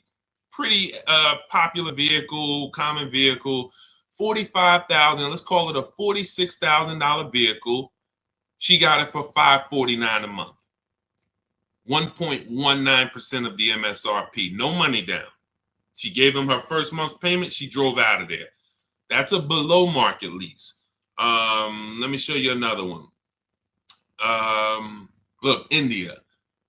She got a new Hyundai Sonata Elantra. 2024 Hyundai Elantra Limited. 36 months, $365 a month, no money down. That's a below market lease. So the key, there's 3 prices, whether you buy or lease. There's 3 prices you can pay. Market value, that's for negotiators. They're going to feel for the bottom. They're going to try to get to the bottom, but they won't ever know the bottom. So they're going to pay market value. Above market value is for people who just can't negotiate at all. You just kind of close your eyes and can't wait to get it over with. And then below market value. Now, how do we get below market leases and purchases? Competition. Very simple. Competition. Putting dealers against each other, buying cars like we buy TVs on Amazon, multiple offers, multiple options while we sit at home and let people bid and compete for us. That is below market shopping. Now, that's everything I teach in my new digital book. It's called Cars from Home, 7 Steps to Saving Time, Money, and Avoiding Dealerships. It's already 5-star rated. You can Google it. You can get a copy of it as part of my welcome offer for 75% off. It's normally $97, worth every penny. You can see all the reviews. But if you get to my TikTok bio, my Instagram bio, the YouTube comments or the Facebook comments before 30 minutes is up, you can get yours for $24. That's 75% off. So you go activate your link, click the link in those bios or in the comments, and you can get a copy for 75% off. And you'll have everything I teach in a step-by-step way to getting these deals. But for sure, to just sum up your question and keep typing your questions, everyone, we'll get to as many as we can. If you're not keeping your car 8 years, you should be shopping for a below market lease, no matter how much you drive. Only caveat is if you're doing Uber or something where you can't predict your miles, the more miles you drive, the more money you made. That's a different structure. But it's just if you're in a sales job or you're a realtor, no question about it. Leasing is for people not keeping cars 8 years, as long as you get a below market lease. Go ahead, Dolan. Next question. I see y'all running up the likes on TikTok. Shout out to everybody double tapping the screen. Let's go. Every time you hear something you like, if y'all keep double tapping the screen, y'all keep running those likes up. We appreciate you. And, shout out to the people who really support the movement, not the people who check into the broadcast, the people who support the movement, the sharers, the new followers, the people who tag their friends, the people who double tap the screen, the people who hit the like button. Shout out to y'all. We couldn't do this without you. We appreciate you. Banana phone, 10,000 down, 725 credit. What car should I get? It's a lot of them out there, man. Pick one that you like. And first things first, decide how are you. You already have the credit to buy or lease. I would really consider, see, that 10 grand down is how people, that car, if you don't buy a car right, which means you lease it, you buy it, but you should have leased, that 10,000 is going to be absorbed into that car. It's literally going to be sucked from your bank account into the car. You're not getting it back. You're not getting it back. So I'll give you an example. If we look at Zafrina got a $65,000 vehicle. No, that's Teddy. Let's use Teddy. $73,000 BMW he got. He put no money down. His payment's $856 a month.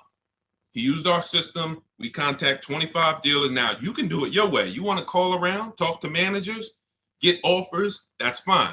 I just recommend you get at least 5 offers, because what we've seen, I've seen this, been in the industry 14 years. I've been helping people online for more than 3 years now, all around the country.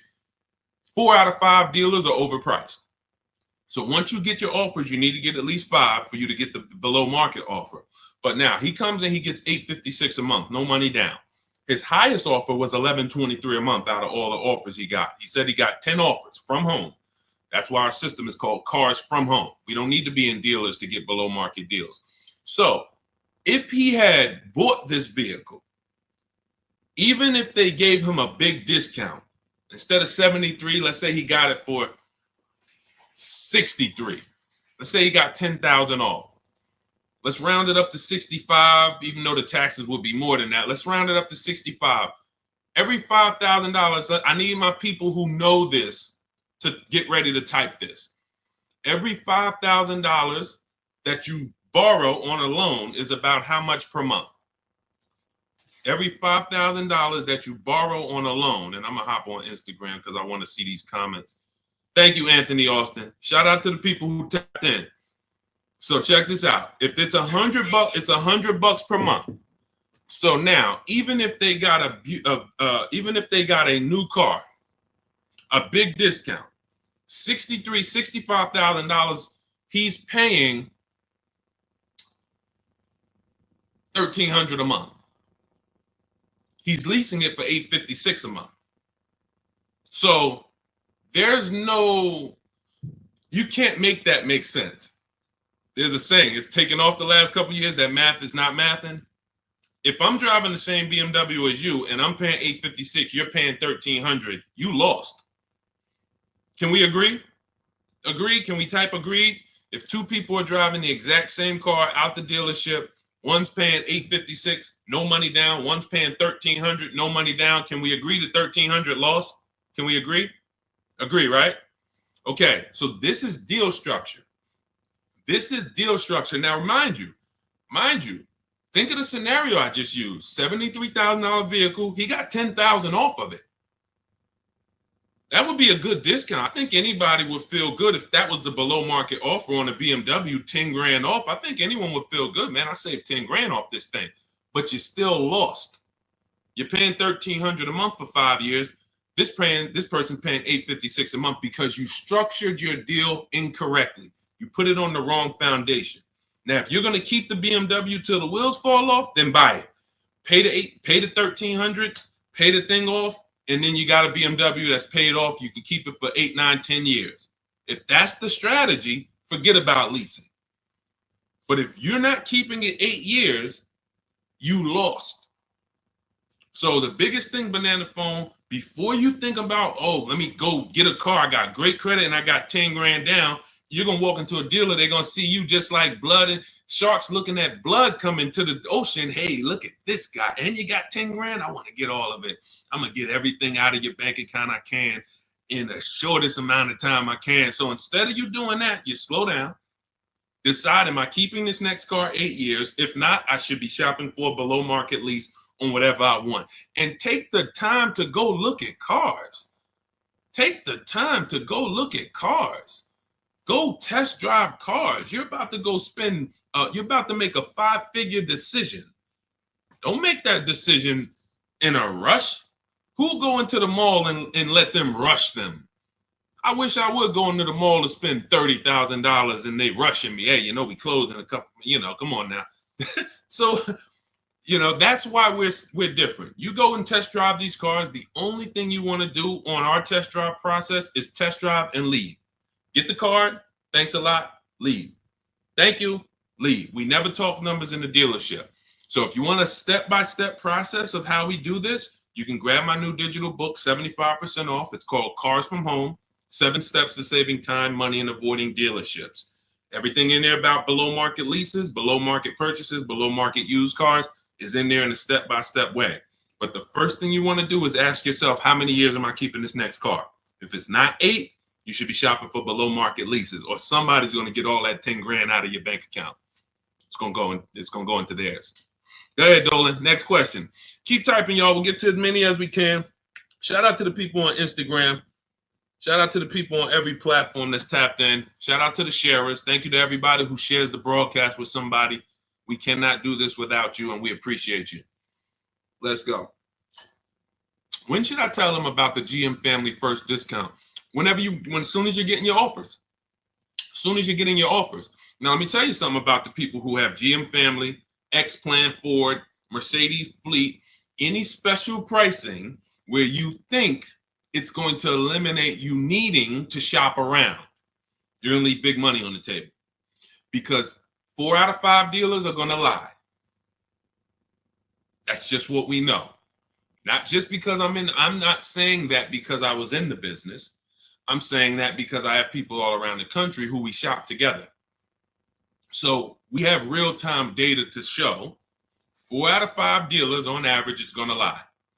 They're not going to give you the GM price. If they give you the GM price, they're not going to give you any rebates they may have because they'll love for you to come in. That's why when you come in and say, hey, get me to the invoice price, we got a deal. Love it. You didn't know I got $3,000 in rebates. Just get them the invoice price, show them the invoice, write it up, deliver the car. Love it.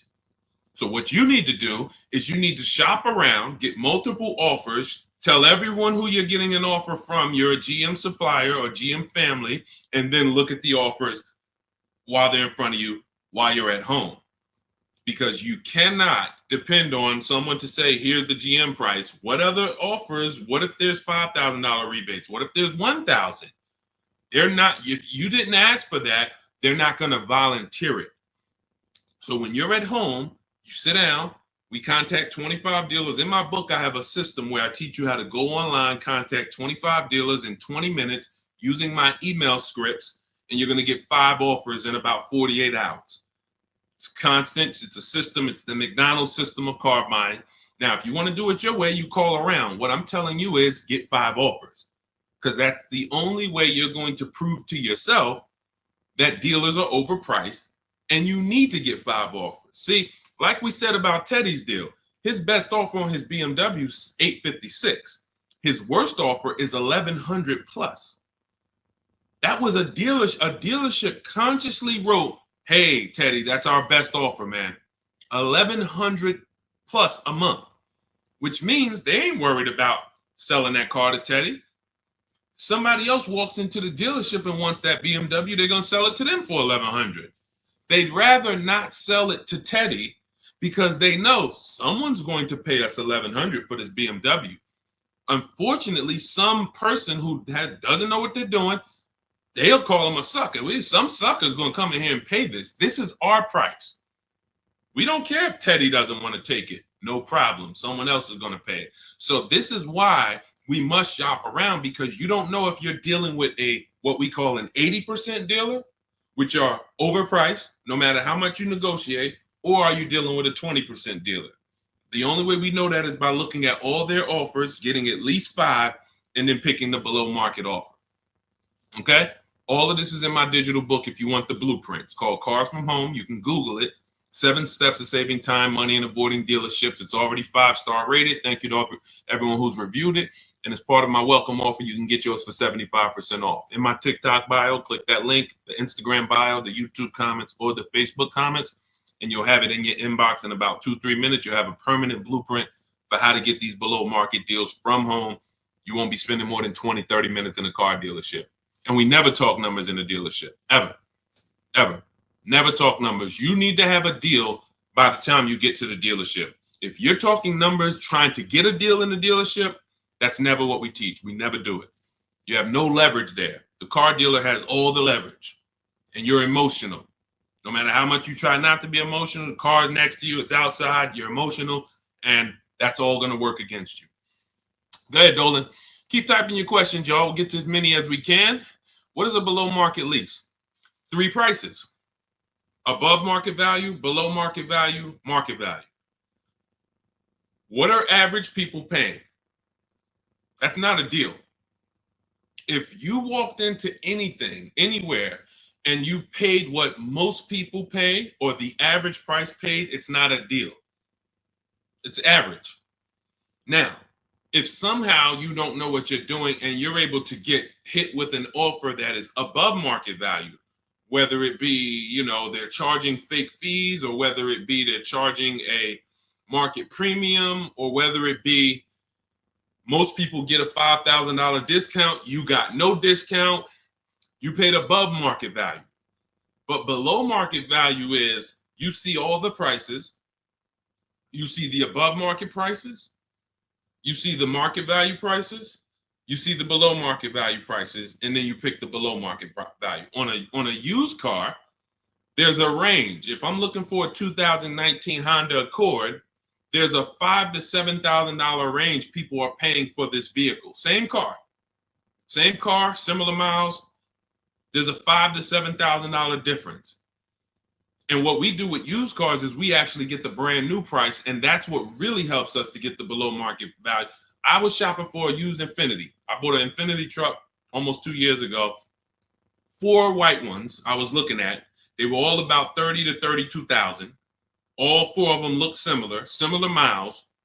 But I pulled the new vehicle. I found out what each one of them was brand new. That made all the difference. That's in our process. Once I found out what they were brand new, I found out one was 46, one was 48, one was 52, and the one I ended up getting was 54,500 special edition. Cameras all around, all types of stuff in it that the other ones didn't have, but they were asking a similar price, below market. So for that, there's steps to get below market pricing. Below market doesn't happen because you want it to happen. Below market value leases, purchases, they're reserved for people with strategy and people who employ competition. You don't get below market deals by negotiating for them. It's competition. Looking at all the competition, you make your decision. You're probably getting below market deals on your TVs you buy, because you're going to go to Amazon, Walmart, Best Buy. You're not going to, but don't you see, whenever we buy these TVs online, don't we see higher priced TVs? Right? Right? Who's bought a TV in the last couple years? Say last 5-7 years, since Amazon has been it's been bigger longer than that, but who's bought a TV? A lot of people, right? Like, okay, we got a lot of people who bought a TV. When you got your price, didn't you see other TVs that were $200, $300, $400, $500 more? Someone's buying them. Someone's buying them. You go into Walmart, you see TVs that are lined up that are a whole lot more. Man, these TVs overpriced. Someone's buying them. So that, especially with cars though. And that's why you have to prove to yourself what below market deals is by shopping the market. And, we feel we have the best system to do that because we've helped more people do it than anyone. There's no one who has an official system for putting dealers against each other and creating competition like what we do, the Cars from Home system, be it in my book, be it in my coaching program, depends on how you like to learn, but all that info is in my bio. For those who want to know about my coaching program, where you want videos and you want to work with me directly, you can go to shopwithdeshone.com or you can go to my bios there. I don't care how you do it. And I'm going to continually say this. I don't care if you don't do anything, if you don't do it my way. But if you call around and you get multiple offers and you want to talk to dealers, I don't care. My biggest thing is you pay below market value. That's all I care about. I'm just going to give you my options on if you want to do it my way without talking to dealers. Here you go. But the biggest thing is do it. Okay? Go ahead, Dolan. Shoot the next one up. Let's go. Keep typing your questions. EHH, good to see you. Bernie Watt, shout out to the people checking in on TikTok. I see you, Nans. Good to see you. Good to see you, Michelle, 423. High mileage driver, limousine service. Should I do a used car lease? Not really used car leases out there. You're going to see people have tried it. Lexus tried it. BMW tried it. But we can't employ competition because there's not a lot of options. You're going to find that in a lot of cases, used car leases can be, they're made up prices. It's tough. It's hard to know if you're overpaying. But if you do find one, it's worth considering. But again, I'm not going to make a deal without having other offers. So 99 times out of 100, leases are brand new cars. And I don't want to assume anyone knows that. So that's a good question. Leases are brand new cars. That's another benefit of leasing. You're driving brand new cars. You're the first owner. Brand new car smell you're getting every 3 years, and you're paying cents on the dollar compared to what people are paying to purchase them, as long as you're getting below market leases. So if you know how much you're going to drive, I will be leasing. If you know I'm going to drive 25,000 miles a year, I'm going to drive 20,000 miles a year, in most cases, then I would be leasing. Now, if you go below that, you could always sell the lease. I know some of you don't know about, most of you probably don't know you could sell leases. We've been doing it for 3-4 years. It's always been allowed. But, during the pandemic, I saw the opportunity for us to make thousands of dollars selling our leases. And made lots of videos about how to sell leases. And a lot of people came and sold their leases when the market was hot and high. And some people made $7,000, $10,000, $12,000, $15,000 selling their leases. So although values are not that high, we still do a check before we return our lease. So if you're under miles, or for those of you who you only drive 5,000 miles a year, the minimum lease might be 10. You're just going to sell that lease at the end and make money on it. So, this is all in my book. That's step 2. We call that the equity assessment. We never return a lease without doing an equity assessment to find out if the market value we could sell it for is actually higher than the payoff amount. So, but yeah, what I would do is I would spend the time considering, can I plan my mileage? Can I predict it? Now, let's say you can't. Let's say you're like, Deshone, you know what? Some years I'm going to do 20,000 miles. Some year I'll do 40. Then I wouldn't tell you to lease. I would tell you to make sure that your loan, I want you to forecast. See, with a depreciating asset, what the people who learn from me, you're learning to forecast. You must forecast with a depreciating asset because you lose in the short term. When you buy it, you lose. So if you went to buy a stock and they said the stock's going to drop in the short term, but in the long term, it'll come back. In the long term, it actually makes then picture you trying to buy them and flip them in 2, 3, 4 years. You're going to just lose money, lose money, lose money. That's what people do when they buy cars that they only plan to keep for 4, 5, 6 years. You're losing in the short term. The depreciation is killing you, and it's killing your finances. So now you forecast out. How long am I going to keep this car, this limousine? You might say, all right, 4 years, I'm going to turn it. Your loan shouldn't be more than that. You should always, and this is for Uber drivers, Turo drivers, people who can't predict their mileage, always plan to take a loan that by the time you go to replace the car's paid off. Because what a lot of you are doing is you're taking regular loans, like average people like us, 5-year, 6-year loans. But you're not an average person. You're running a business. When you take a 6-year loan as an Uber driver and you look up in 3 years and you have 120,000 miles on your car, now you're like, okay, I think I want to replace this next year. I'm going to get me a new one. Now you're going to have 150,000 miles. Problem is your loan is still $10, $12, $15,000 that you're going to owe. So you pushed your losses to the back. You looked at the monthly payment. If you'd have just took a 2-year shorter loan, 4-year loan instead, yeah, but the payment's going to be $700 instead of $500. Okay, $200 more a month, but 4 years, you have no negative equity.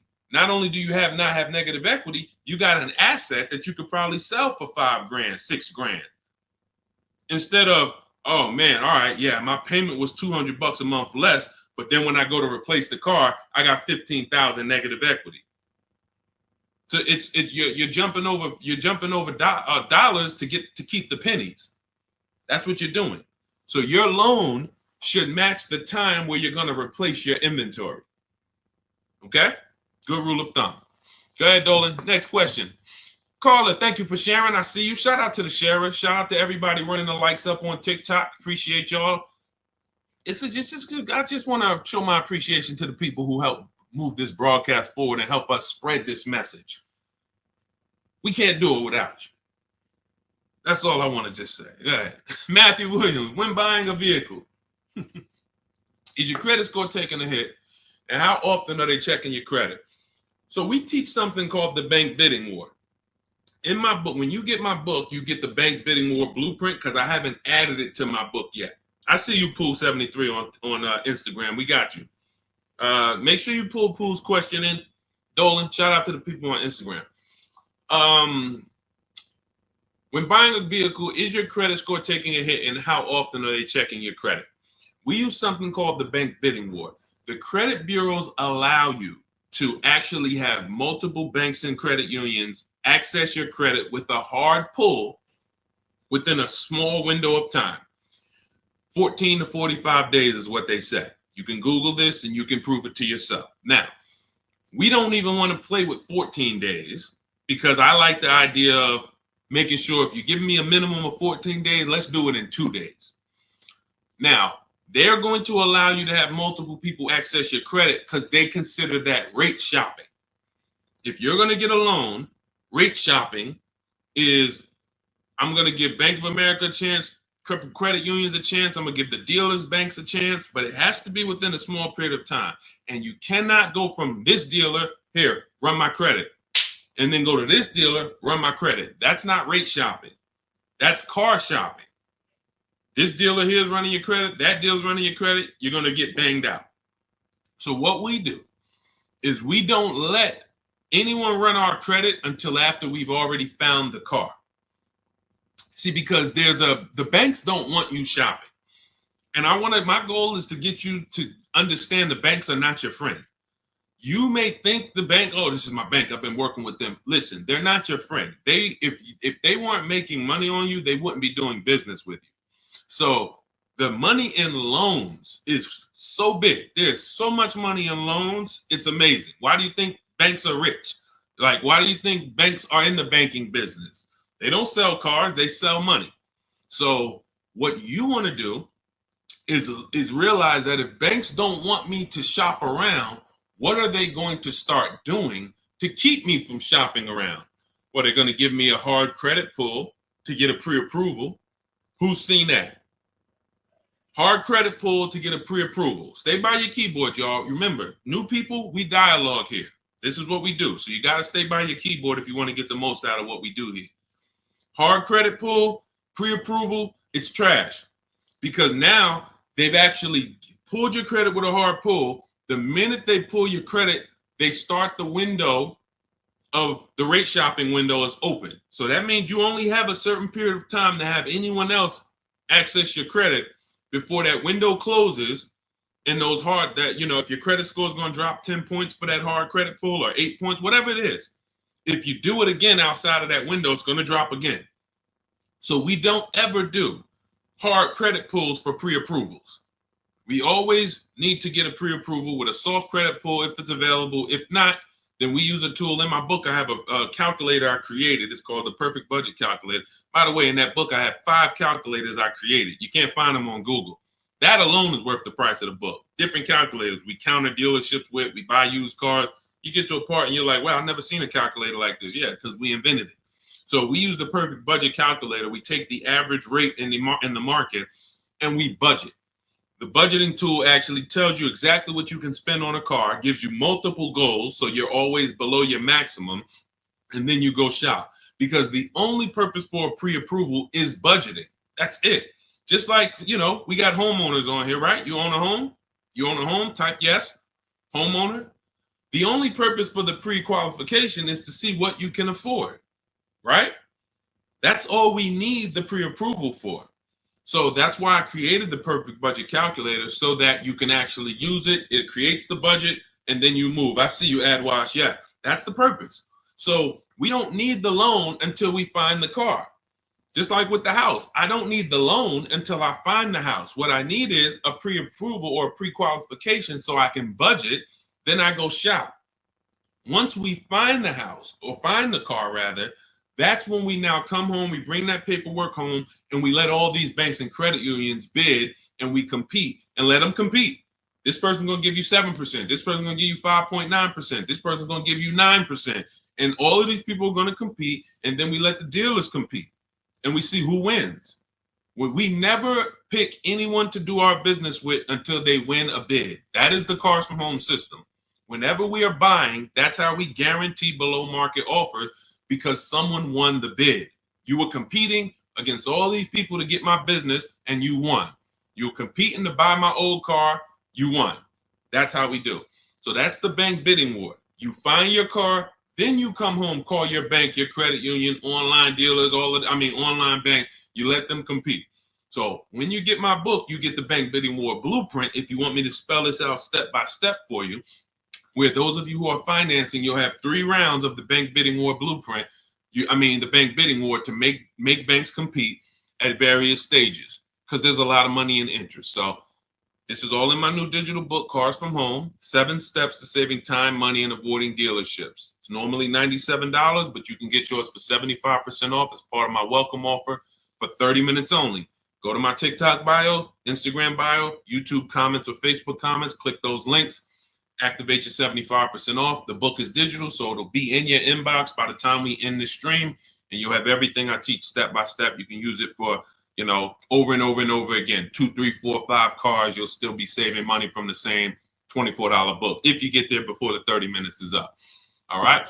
And make sure you screenshot the thank you page, because some of you type your email wrong. You might be, yo, man, I'm trying to hurry up and get this deal. You don't realize you typed your email wrong, and I can't email a book to the wrong email. So screenshot that page so you'll have my support team's email, just in case that book isn't there in 5-10 minutes. Just email my team. Go ahead, Dolan. Next question. Oh, no, pull my man Pulling from Instagram. Did you see him? We got Ingrid too. It's a lot of people on Instagram, so we're gonna try to get to questions from every platform. Do you ever advise buying the lease at the end because you went way over miles originally allowed? Great question. No, I'm gonna tell you why. The moment you lease your vehicle, your contract says what you should bring the vehicle back with in terms of miles. Let's say average is 36,000 miles, 12,000 per year. They have a buyout price based on that, a residual value based on that. So that means at 36,000 miles, they already know this is what we plan to sell the vehicle for on the market when he brings it back. Let's just call it 18,000. Now, 18,000 is based on 36,000 miles. It may not be a good price. That's why before we actually buy our lease, we always do a market comparison. Is the price I'm going to buy my lease for even a below market price? If I could go get a used car that is similar miles, similar condition, similar features, but I can get it for 2, 3, 4,000 less, then my lease buyout price is overpriced. It's over market. So that's step one. We have to do a market assessment before we even consider buying the lease. But here's the bigger thing about going over miles. Just because you put 20 more thousand miles on it, that purchase price of 18,000 is still based on 36,000 miles. So you got now 60,000 miles. You're going to pay the same 18. You can't go to them and say, well, I got 60,000 miles. Can you lower that to like 14? No. So you're taking what in most cases is an already overpriced offer, and you actually are buying it on a worse offer because the mileage you're on, if you looked at, again, taking it back to the market comparison that I explained 2 minutes ago, if you looked at what are vehicles like this with the mileage I have selling for, I put 60,000 miles on it. You look around and you're like, whoa, those things are selling for 5,000 less than my buyout. That means the moment you buy that car at the buyout price that's on that contract, you literally lost $5,000 right there because you overpaid for it. So the solution is take the penalty. It was your fault. Now, what do I mean it was your fault? You choose your lease mileage. It's not selected for you. If you need 12, you choose 12. If you need 15,000 miles a year, you need 15,000. You take somebody like Jen. Jen's up on the screen right now. She got her Honda CR-V hybrid. $512 a month. She got a below market lease on this. This is one of the most popular hybrid vehicles in the market. $512 a month, no money down. She adjusted it from 12,000 miles a year to 18,000 miles a year. So she's paying $563 a month, $50 more, but she gets to drive as much as she needs to. She's driving 18,000 miles a year for $50 more per month. So a lot of people who you'll hear talk about their lease experience and tell you don't lease, they took the 512. They would look at the lower payment, never adjust it to what they need, and then they end up telling you don't lease because I got a bill for the mileage. No, you got a bill for the mileage because you signed a contract. You said in that contract, I'm going to use this. You had the option at the time of signing the contract to choose more mileage, but you didn't. And then you went over the mileage you drove. So therefore you paid for that. So I would always take the penalty. You can actually do a deal where you actually shop for a car, and the best offer you find, you can actually have them cut a check to the old company. So let's just say I had a $3,000 bill coming, a $3,000 mileage penalty bill coming. I find a car like, let's say I'm shopping like Zafrina. Let's take Ansley. Ansley right here. He got a $58,000 lease on a 2024 QX60. $554 a month. So that's what we call an under 1% lease. You're driving a almost $60,000 vehicle. You're paying $554 a month, no money down. So let's say I got a $3,000 mileage bill. If I'm Ansley, I'm gonna shop, get my best offer, and then I'm gonna say, hey guys, I need you to cut a $3,000 check to my old leasing company, because I don't want to pay that mileage. Now, what's going to happen is my payment is going to go up because they need to build that into the sales price, but I don't need to come out of pocket with it. I don't need to come out of pocket with it. Now, if you could come out of pocket with it and write it, some of you could actually do a payment plan if you want to do that. That's fine too. But I'm talking to the people who you're like, all right, I don't necessarily want to come out of pocket with the penalty that I'm going to get for the mileage. So therefore, let me actually go and make a deal. So you could do a payment plan for the penalty, or you could just have the dealer you're going to buy from cut a check to the old company, to the old bank on your behalf. They'll build that into the sales price, but you shop for your best deal first. Before you do any of this, you always shop for your best deal, identify the 20% dealer, and then work with that dealer on structuring, hey, how much would it cost me to just have you? How much would it raise my payment for you to cut the check to them? Okay. And also, we do an equity assessment, Pooh. Step 2 in my book. Call your leasing company, find out what your payoff is. Go to our 6 sites, not our 6 sites. Go to these 6 sites we get offers from: Carvana, Driveway, Kelly's Blue Book, Instant Cash, CarMax, Car Gurus and Auto Nation, maybe you can sell the car and come out with a lower penalty based on selling the car. Because if you sell the lease, there's no penalty. So, but you know, if you could sell it for 20, but you owe 21, then you just cover the difference and you pay the 1,000. So again, this is how we work with people. There's a reason people work with me. I'm not just a regular guy, and thank God I spent a lot of time learning this business, and I spent a lot of time in dealerships people can't work at. That's really the fact. A lot of the dealers, when I went to Mercedes, Ray Catena, if I hadn't worked at Ray Catena, I wouldn't know this. I went from being a GM salesman to Ray Catena said, listen, if you're going to work here, you know, we don't have finance managers. You're going to be the finance manager. You're going to have to get the customers approved. You're going to have to understand the rates residuals. This is stuff I didn't do at GM. And so I thank God that was a blessing for me to start my career with Mercedes at Ray Catena. Yankee Stadium, top 3 dealers in the country. You know, so when car salesmen hear me talk, it's like they don't understand it. And I get it. They're not trained the way I was trained. They didn't work where I worked. They were trained to just go get the numbers from the manager. That's why I could explain this from a financial standpoint. And this is what we do. So if you want to understand more about, you know, you want the step-by-step blueprint, grab Cars from Home, 7 Steps to Saving Time, Money, and Avoiding Dealerships. That's my new digital book, 5-star rated. You can get it for 75% off. It's normally $97, worth every penny. But as my welcome offer to you, you can get it for $24, 75% off if you get to my TikTok bio, Instagram bio, YouTube comments, or Facebook comments before 30 minutes is up. Once 30 minutes is up, price goes back to $97. Welcome offer is gone, and it's still worth it. If I miss the welcome offer, I'd still be grabbing it because, again, the $24, the $97, the thousands you're going to save on this, the first car, avoiding mistakes and getting below market deals, you'll 10x. Minimum, you'll 10x what you invest in the book. Minimum. It's not even a question. All right. And let's go, Dolan. Keep it going. Great questions today. I'm really liking this. If you're getting value out of the stream, y'all type some dollar signs. You're getting value out of what we're doing. What's up, Leo? What's up, Rick? Shout out to the people tapping in on TikTok.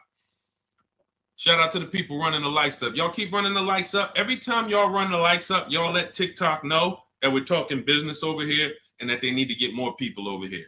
So every time you tap the screen, some of you like, how do we run the likes up, Deshone? Just double tap the screen. Just double tap the screen. Yeah, shout out to everybody who is supporting the broadcast. Let's go. Go ahead. All right, and you know what? And I usually look, and here's the thing. I'm going to tell y'all this, and I just thought of this. I'm going to give and prioritize answering questions from the platforms that are the most engaged. Because I see we got people on every platform, YouTube, Facebook, Instagram, TikTok. People not engaged and they not, look, I see a lot of people on Instagram commenting, liking, sharing. I see a lot of people here. Dolan, when we see the question, when we see people engaged, because people be sitting back on the, you know, playing video games and got us on the same time. We got to give our attention to the people who like, yo, let's go. We over here. Thank you, Big Mike. Shout out to the sheriffs. I see you on TikTok. Go ahead, Dolan. All right, here we go. When you lease, can you only deal with that dealership? Well, we never lease without a dealer winning the bid. So I want you to think about it like this. Whatever car you choose and you want to lease, that dealer, that car is all around the country, sprinkled all around the country. That dealer might have more than one, but in the state alone, there might be 10, 15, depends on the car. Now, when you look at the car, do you have to realize it's like when you go into the store and you're looking at spaghetti sauce. You go in the ShopRite, spaghetti sauce is $4.99. You go into Pathmark, it might be $6.99. You go into Stop and Shop, it might be $5.99. The exact same brand, same product, but it's a different price. You go on Walmart.com, you see it's on sale today for $2.99. Different prices at different places. So you don't have to service from there. Whoever wins your bid to buy your car, you don't need to service from there. You literally can buy from who wins the bid. You service from where it's the most convenient. If a dealer an hour away won the bid, that's who you buy from. But that you could service right up the road. Okay, I don't know if that was the question you're asking. If you want to ask a follow-up, Ingrid, feel free to ask a follow-up. Go ahead, Dolan. I see you. She's like, I'm paying attention. Car Merch Corner. Is it a good deal for $13,000 off an MC20 special? I can show you better than I can tell you. Let's just say, right, Sean's thinking like you. Sean's like, man, I got this dealer offering $13,000 off. That sounds good. Well, let's look at his F-150 Lightning XLT. He ended up getting over $20,000 off, almost 21. Had he took 13 from one dealer, he would have been leaving $8,000 on the table. He would have overpaid by $8,000. And this is why I say negotiators pay market value. Because I'm sure you negotiated for that $13,000 off. I'm sure you didn't walk in and just say, hey, give me a price, and they gave you $13,000. You probably spent time, energy, and money to get that $13,000 off. But if Kimberly had done what you did on her Maserati, her $86,000 Maserati, she would say, oh, $13,000 off. That sounds good. That just sounds good. Then she wouldn't have got her $20,700 off. Now, how do we know these are the below market deals? How do we know that $20,000 on Kimberly and Sean's deal was the below market deals? And it was. How do we know it wasn't more money? Like Milligan. Milligan got, using our system, all of these people used our system, but Milligan got one of the biggest discounts I've ever seen. She bought a Mercedes EQE, $27,000 off. You got to zoom in, and I'm gonna, snip this different and zoom in on it.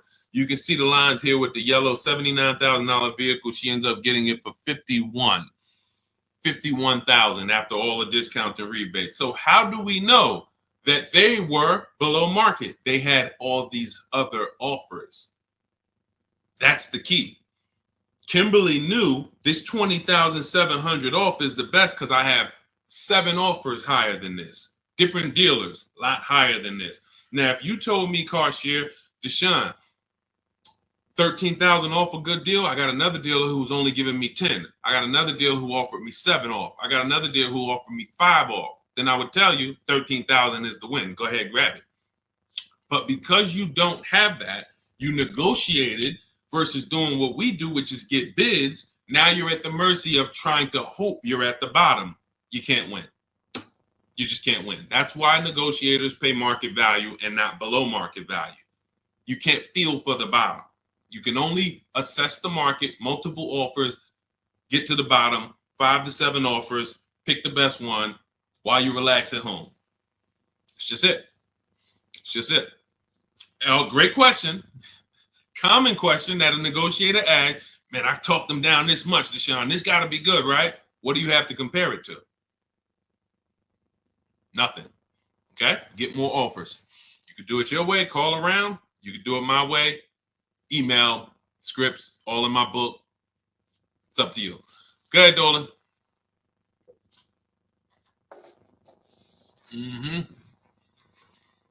When over on mileage, does it make more sense to sell to a place like CarMax? I'm already over, so at this point, it's pay $7,000 or sell to someone else and have a $2,000 difference. My first lease, hard lesson. Great. See, I want to read this question again because see, I'm proud of you for even asking this question and coming at this the way you're coming at it, because that's what you do. When over on mileage, doesn't it make sense to sell to a place like CarMax? I'm already over miles at this point. It's pay $7,000. So if I return the lease now, I got a 7,000 mileage bill coming to me, or sell to someone else and pay the difference. In my book, I teach you how, when you have these types of penalties, or in this case, or in other people's cases, negative equity, you want to sell and pay the difference, because that's going to lead to the lowest amount coming out of pocket. So yeah, if you drop off your lease and they bill you $7,000, but you could have just sold it to CarMax and paid the $2,000 difference, way better way to go. And then, next time, let me get the mileage I need so that I don't have to deal with this again. But for getting out of it, 100%. All day long, I would sell to the highest bidder. That's going to give us the lowest amount of penalty, and then pay the difference and then do a fresh deal. That's it. Way to go. Way to go. That's called See, it's times where I was in Mercedes, right? And I had to sit down with a client and tell him, there's no way for you to escape the bullet. You're going to bite a bullet because the damage is done. The decision was made. Now what we're doing is trying to see what option allows us to have the least out of pocket, the lowest, the smallest bullet to bite. We got to bite a bullet. But $7,000 coming as a bill, that's a big bullet. $7,000 bill that you owe, big bullet. $2,000 to CarMax coming out your bank account, $2,000, small bullet. So the key with these situations is seeing what's the smallest bullet and knowing all the options so that you don't just say, well, I'm over. See, because watch this. Some people would buy that car. And what they would do is they would buy that car, pay, I mentioned this probably about 10 minutes ago, pay the normal buyout price, but except they over miles by, probably 40,000 miles. So a car that should have been 12,000, they buy it for 20, and now they're invested in that car. Financing those losses is horrible. That's a huge bullet. So there's all types of bullets, and what you need to know, and you already know this, but what anyone outside of you needs to understand is, when I got myself in these situations, I need to know every single option for getting out of it. Because if I could have paid $2,000, but I paid $7,000, or I paid $8,000 and financed it, that's just ignorance. That doesn't mean I'm stupid. There's a difference between being stupid and ignorant. Ignorant means I just didn't know. I was not aware, and it cost me. Now, Dave Ramsey calls it a stupid tax. I don't call it stupid. I call it you just didn't know. That's ignorance. That's why I make it my business to tell you all the options. In my book, I lay out all the options. And if you choose the wrong one or do the wrong thing, having all the information, now that's no longer ignorance. So great question. Great question. Go ahead, Dolan. Keep typing your questions. I see you, Shake Wash. Thank you. And it's Mercedes to my husband. Yep. I just said, you do private consultation. Shake Wash. We don't do private consultations. We have two things we do now. We have a do-it-yourself program. That's my book. This is great for do-it-yourself people who, Deshone, give me the blueprint. Give me all the steps. I will follow them to get the result. We have a done with you program where we work with people directly. And it's a different learning style. So instead of the books, we have videos and we have, I'm supporting people. That's a different learning style. You want to find out about that, you can go to my TikTok bio, Instagram bio, or Dolan will post a link, Shop with Deshone, in the comments on YouTube and Facebook. So it's all up to you. In the future, we're working on it right now. We tested it twice. We will launch a done for you program. That's coming. And the way we do it, we shop the entire market. We report the market to you, and then we choose the below market deal. Same thing I'm teaching you to do. So it's all up to, again, who the person is. But our mission was to be the most valuable company to the car buyer.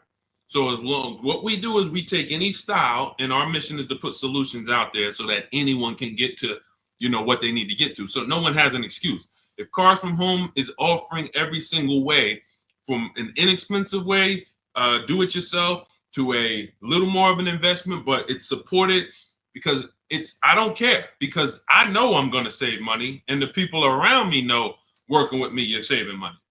It's not even a question. That's what I'm known for. Before I came to the internet in New Jersey, my friends and family was calling me, listen, I need a car. Listen, they knew, call Deshone, call Deshone, call Deshone.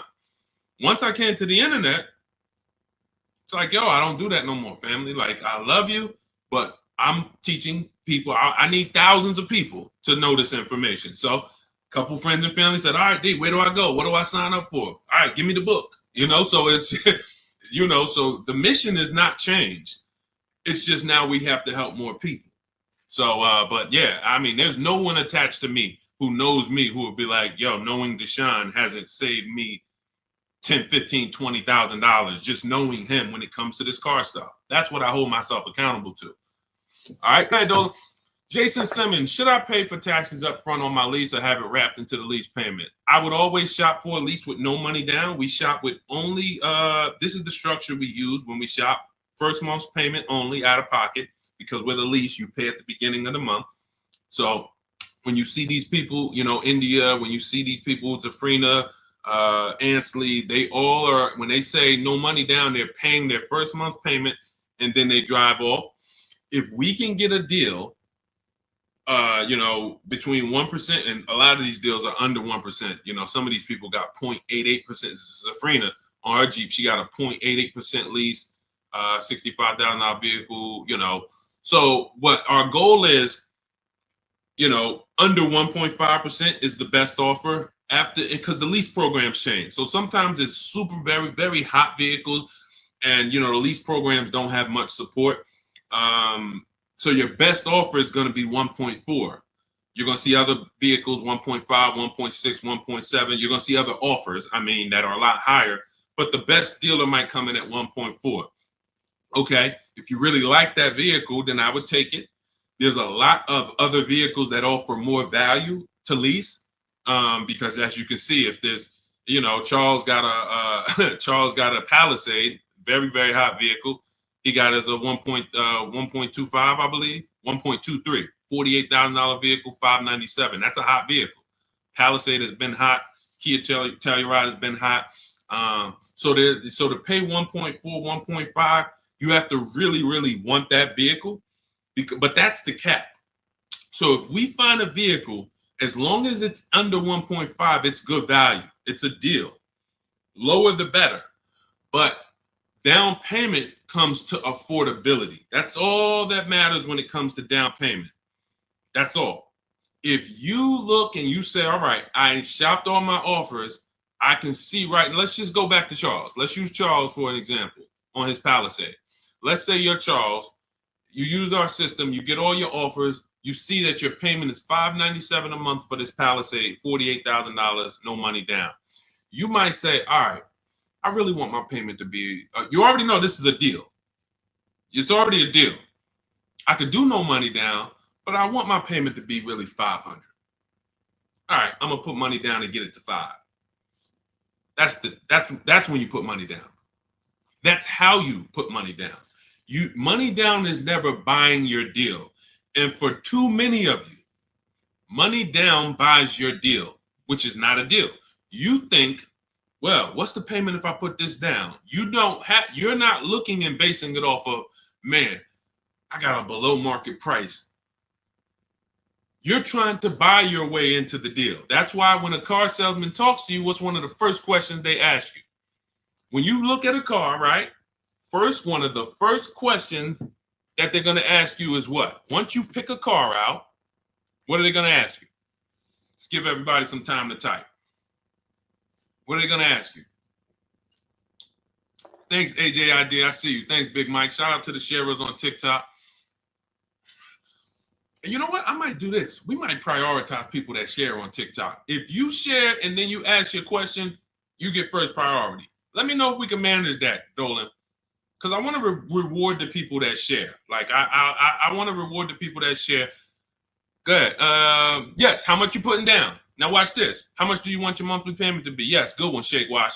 That's the related question because the car salesman wants to see, are you a payment shopper? Am I talking to a payment shopper? A payment shopper is trying to get to a certain payment. They're not concerned with how much the car costs. You could overcharge me for the car. That doesn't matter. Get me to my payment. That's why being a payment shopper is a dangerous way to move. That's why the way we shop no money down because it allows you to see what you're truly paying for the car. So now when we consider that there are going to be people who want us to get into monthly payments, now they're trying to get us to realize, well, you got a deal because I got you to your payment. No, you didn't. The deal is, did you pay market value, below market value, or above market value, regardless of the payment? If somebody went into a Bentley dealer, if we got a bunch of prices on Bentleys, all of us just got a bunch of prices on Bentleys, and we got a $200,000 Bentley, and they took off $100,000, $50,000 off. 50% off. We'd all be looking like, wow, okay, out of all these offers, that deal, this is it right here. The payment's gonna be $3,000 a month. The payment has nothing to do with whether it's a deal or not. So when we look at putting money down, it is only for our affordability. The deal process of getting a deal has nothing to do with the process of monthly payment association. Nothing to do with it. We need to find the dealer who's going to sell us the car for the lowest amount of money. If I'm buying a pre-owned car out of a 100-mile radius, what dealer is going to sell me the best pre-owned car for the lowest price on the market? If I'm leasing a Honda Accord, what dealer is going to sell me the Honda Accord within a 100-mile radius for the lowest price? If I'm buying a brand new, Kia Telluride, what dealer within 100 miles is going to sell me the Kia Telluride at the lowest price? If I'm getting a loan, what bank or credit union within 100 miles of me is going to give me the lowest rate on the market? If I'm selling my car, not trading, I got this old car, I need to replace it. I'm not trading it into a dealer. What company that buys cars, pays cash, is going to pay me the highest amount for this old car? Y'all clear? This is bidding. We have a bidding system. That's what Cars from Home is. So if you want to know all of this, you want the entire blueprint, everything that Jafrina and Teddy and Jen and all these people I've showed, Raphael, during the stream have used to get to their below market deals, you want to grab your copy of Cars from Home, my new digital book, 7 Steps to Saving Time, Money, and Avoiding Dealerships. It's normally $97, but my welcome offer to you for the next 30 minutes, 75% off. You can get your copy for $24 if you get to my TikTok bio, my Instagram bio, the YouTube comments, or the Facebook comments before 30 minutes is up. You'll pay $24. Make sure when you get your book, you screenshot the thank you page. The book is on the thank you page. You'll see a link that says open the book below, and I also email you a copy. But sometimes you're just moving too fast. You type your email wrong. We can't email a book to an incorrect email. So if that book isn't in your email in 5-10 minutes, I want you to email my support team so they can get your book to you, and you'll have these strategies for the rest of your life. And shout out to everyone who's reviewed the book. Use it. Make sure you email me your deals when you make them. Send me send me the list. Hey, D, look at what I got, man. I got all these offers. Look, man, and I know you did it when you say, hey, I did it. 90% was from the house. Soon as I know the people who use it, because the minute I've seen people who say, man, I went in the dealership, I used all your stuff, and I got this deal. No, you didn't.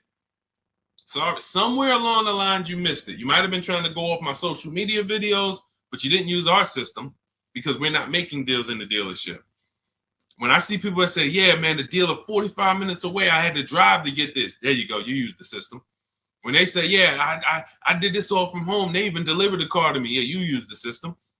And you say, man, I looked at 17 used cars. I narrowed it down, and this one had this original price. Yeah, you use the system. It's stuff I hear that I could tell when people use the system. So go grab your copy. Shout out to everybody who checked in. We'll see you on another stream. Keep on learning so that you can relearn. God bless.